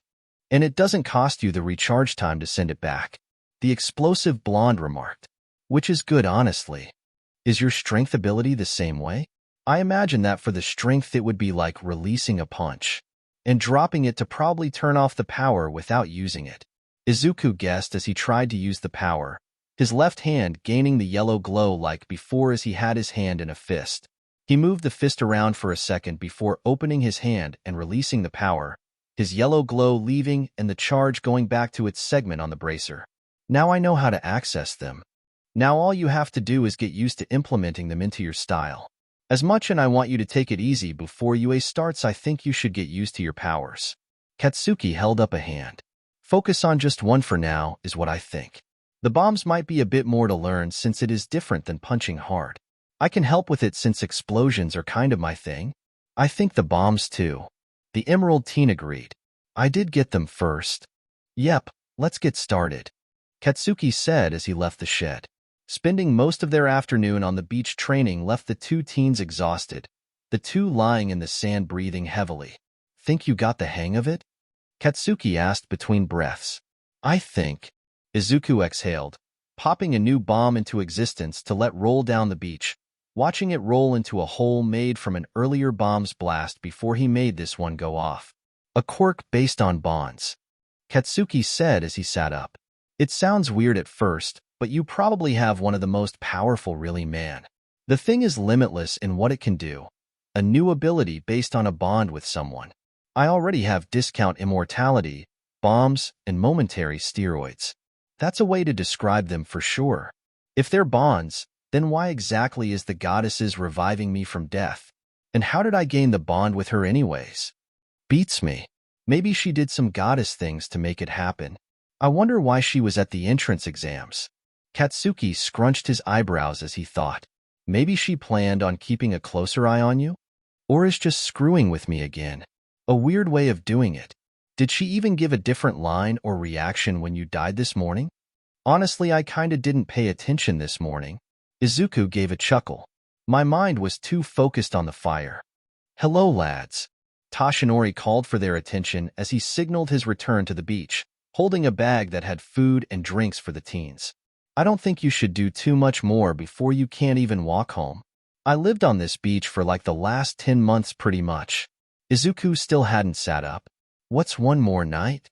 Inko asked for you to actually be home this week, and after this morning I don't think it would be wise to stay here. Izuku made a groan as he sat up. Yeah, you're right. I don't want to upset Mom. So I take you lads got Izuku used to the bombs. Yep. We also did the super strength one too for a bit. It is actually a 1-minute recharge for a segment, and only one segment charges at a time. It does limit you compared to me. The blonde man spoke as he handed Katsuki a bottle. Same with the bomb ability from Bakugo. It's still pretty useful to be able to dish out a strong ass hit if you need to. The blonde teen commented. That and my weirdly good ability with a sword. Izuku nodded. You are good with a sword? Toshinori asked. Oh yeah, I kind of forgot to mention that part. During our grave visiting adventure I had a wooden sword, and learned that I somehow just know how to use one. It came in handy. Katsuki added, "Can I get a sword?" Izuku asked his teacher. The man just looked at Izuku for a solid few seconds before speaking. "I don't think I should be the adult you ask. Inko, I think, would have more say over that." "So you're gonna carry a sword now?" Katsuki looked at his friend. "Yep. I am good with one, so I am not gonna let that talent be wasted." After a few minutes of silence, while they ate, Katsuki spoke again to ask a question. "So now that you aren't getting one for all at all now, where is it going?" Izuku looked at All Might. "Where is it going?" "Most likely to another kid at UA." The thin man answered. "Katsuki is another kid at UA." Izuku stated. No. Katsuki immediately shut that idea down. "As much as it would be an honor to have that, I don't think I am a fit for it." He wasn't going to verbally say that he believes he doesn't deserve it at all. "That is all right, Bakugo. You will be a fine pro either way. So one of our classmates is going to be insanely strong." Izuku looked at his friend. "That ought to be fun." The blonde replied. "They still have nothing on how many kids things just follow you everywhere. I pride myself on it." Later that night, upon his arrival home, Izuku decided to first tell his mom about the developments with his power. "So, super strength," Inko repeated after hearing it and seeing the golden yellow line on Izuku's bracer. "How are any of these related?" She was still worried about him being able to just pop bombs into his hand from thin air. "We kinda guessed it works on bonds. The dying and coming back ability is the goddess's, the bomb is Katsuki's, and this strength is Yagi-sensei's." Inko smiled. "It actually seems natural that you would have a power based on being close to others. I don't know the limit of it yet, or even if it has limit, but the basics are kinda easy to learn. Each ability is gained after a moment where the bond is made stronger, and it is kinda based on that person somehow. Each one also has varying levels of use and recharge time. The bomb is 10 seconds, but the strength is minute. And the revival ability is a full 24 hours. Do you know what the fire has to do with this all yet?" The Emerald Woman looked at the kitchen counter where Izuku's lantern with the odd flames was currently placed. "That is a no. The fire is still odd." Izuku then asked the question he earlier asked All Might. "Hey Mom, can I get a sword?" Inko had never turned as fast in her life to give her son a shocked expression. "A what?" "A sword," Izuku repeated innocently. "Why would you want a sword?" "I somehow am really talented with one. Plus it's not like I don't already make bombs and can punch a hole in a wall. Holding sharp metal isn't the worst thing I can do." Inko didn't react again for a second before sighing. "It isn't the worst thing you could do, but it is still dangerous, Izu. I managed to use the wooden sword this morning like a pro. I still have issues with the fact that you fought what you described as a zombie. I also fought the wooden thing with it. Using a wooden sword isn't the same as an actual sword, Izuku. Can it at least be considered?" Inko took a second again and nodded. "I will think about it, I suppose." "That's good enough for me." Izuku had a smile, right before his bracer began to glow, with a humming sound of energy following. "Again? What's happening?" Inko looked worried at first.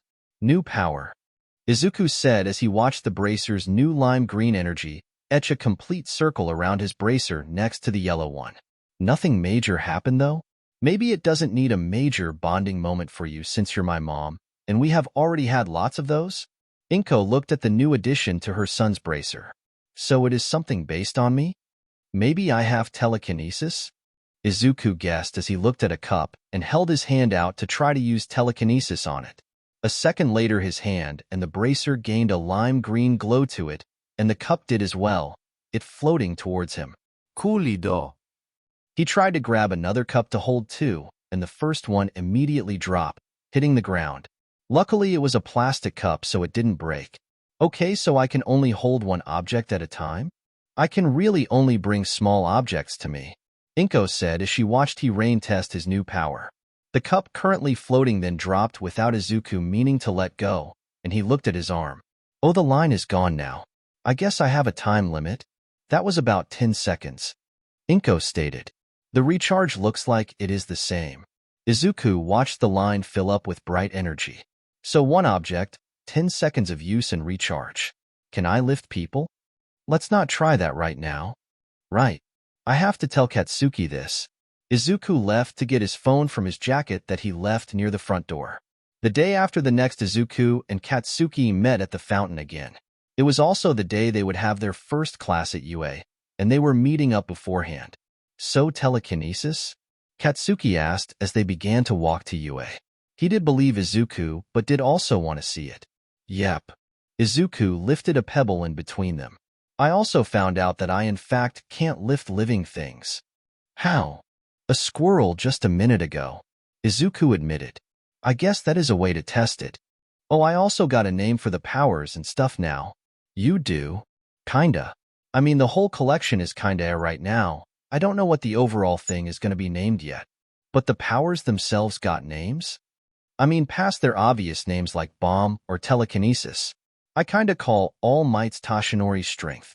Mom's ability could be called Inko's grasp. Let me guess mine. Katsuki's blast. On the money. I coulda named it your bomb, but that felt kinda lame. I mean, it works. What's the goddess's called? Goddess's blessing? Izuku said like he was unsure. You didn't know what to go with? It might be weird to call it that. I think she has a name. Isn't naming the others after us a little weird too? I mean, I get it. At least I have your guys' names. I don't think the goddess will even say a new line to you for a long time. I mean, I hope she does so that things can get explained like the fire, but she seems to just not want to change up her dialogue. Izuku held up a finger. She did only once, right before I actually saw her in person. The entrance exams. Honestly, a weird place to find her. I mean, I don't seem normal, do I? Izuku asked. I'm not going to be a judge here when I join in on the stuff. Katsuki replied. Right. And now we can actually bring up the fact that somehow we have not slipped out over walking to UA as students on the first day. Fighting a corpse makes enthusiasm and such be all over the place. Katsuki guessed why they weren't initially going nuts with excitement. It is definitely exciting though. Who do you think our teacher is? Probably some hardcore hero who will definitely work us into being responsible heroes. And people who don't go tomb raiding. We didn't know it was a tomb. Izuku defended himself. You still took the lantern. Yeah, but I didn't blow up any doors. You blew up an ancient tomb. We needed that. Yeah, we did. But you still caused damage to public property. I don't think that thing was public knowledge, let alone property. If it was, then the creep wouldn't have been camping out there. I don't think tourists would have stopped him from being in his own grave. But fire does. We should stop talking about that event before people hear us and question our sanity. Katsuki said as they got on the train that take them to UA. I don't think I have much to question. Izuku laughed. The two teens stopped right in front of the gates to UA and looked up at the building. Crap, it really is hitting me that we are here now, Izuku remarked. It's an odd feeling. Like eating a peanut butter and jelly sandwich, but without the jelly. Katsuki looked at his friend with an odd look. That's how you describe this? I mean, your reaction definitely makes you know what kind of weird I mean. Katsuki exhaled a laugh. You aren't wrong. Now let's go try to be normal kids.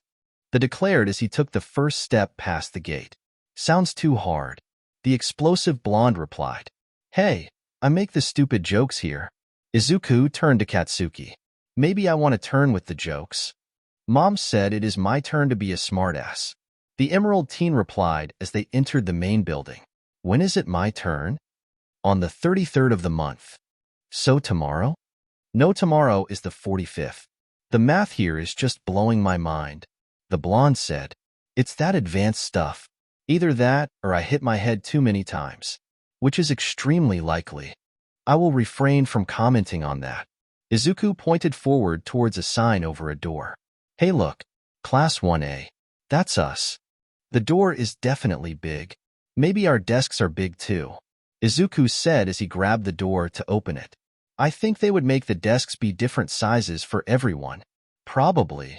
Izuku opened the door and the two got a good look into the classroom before Izuku just froze up.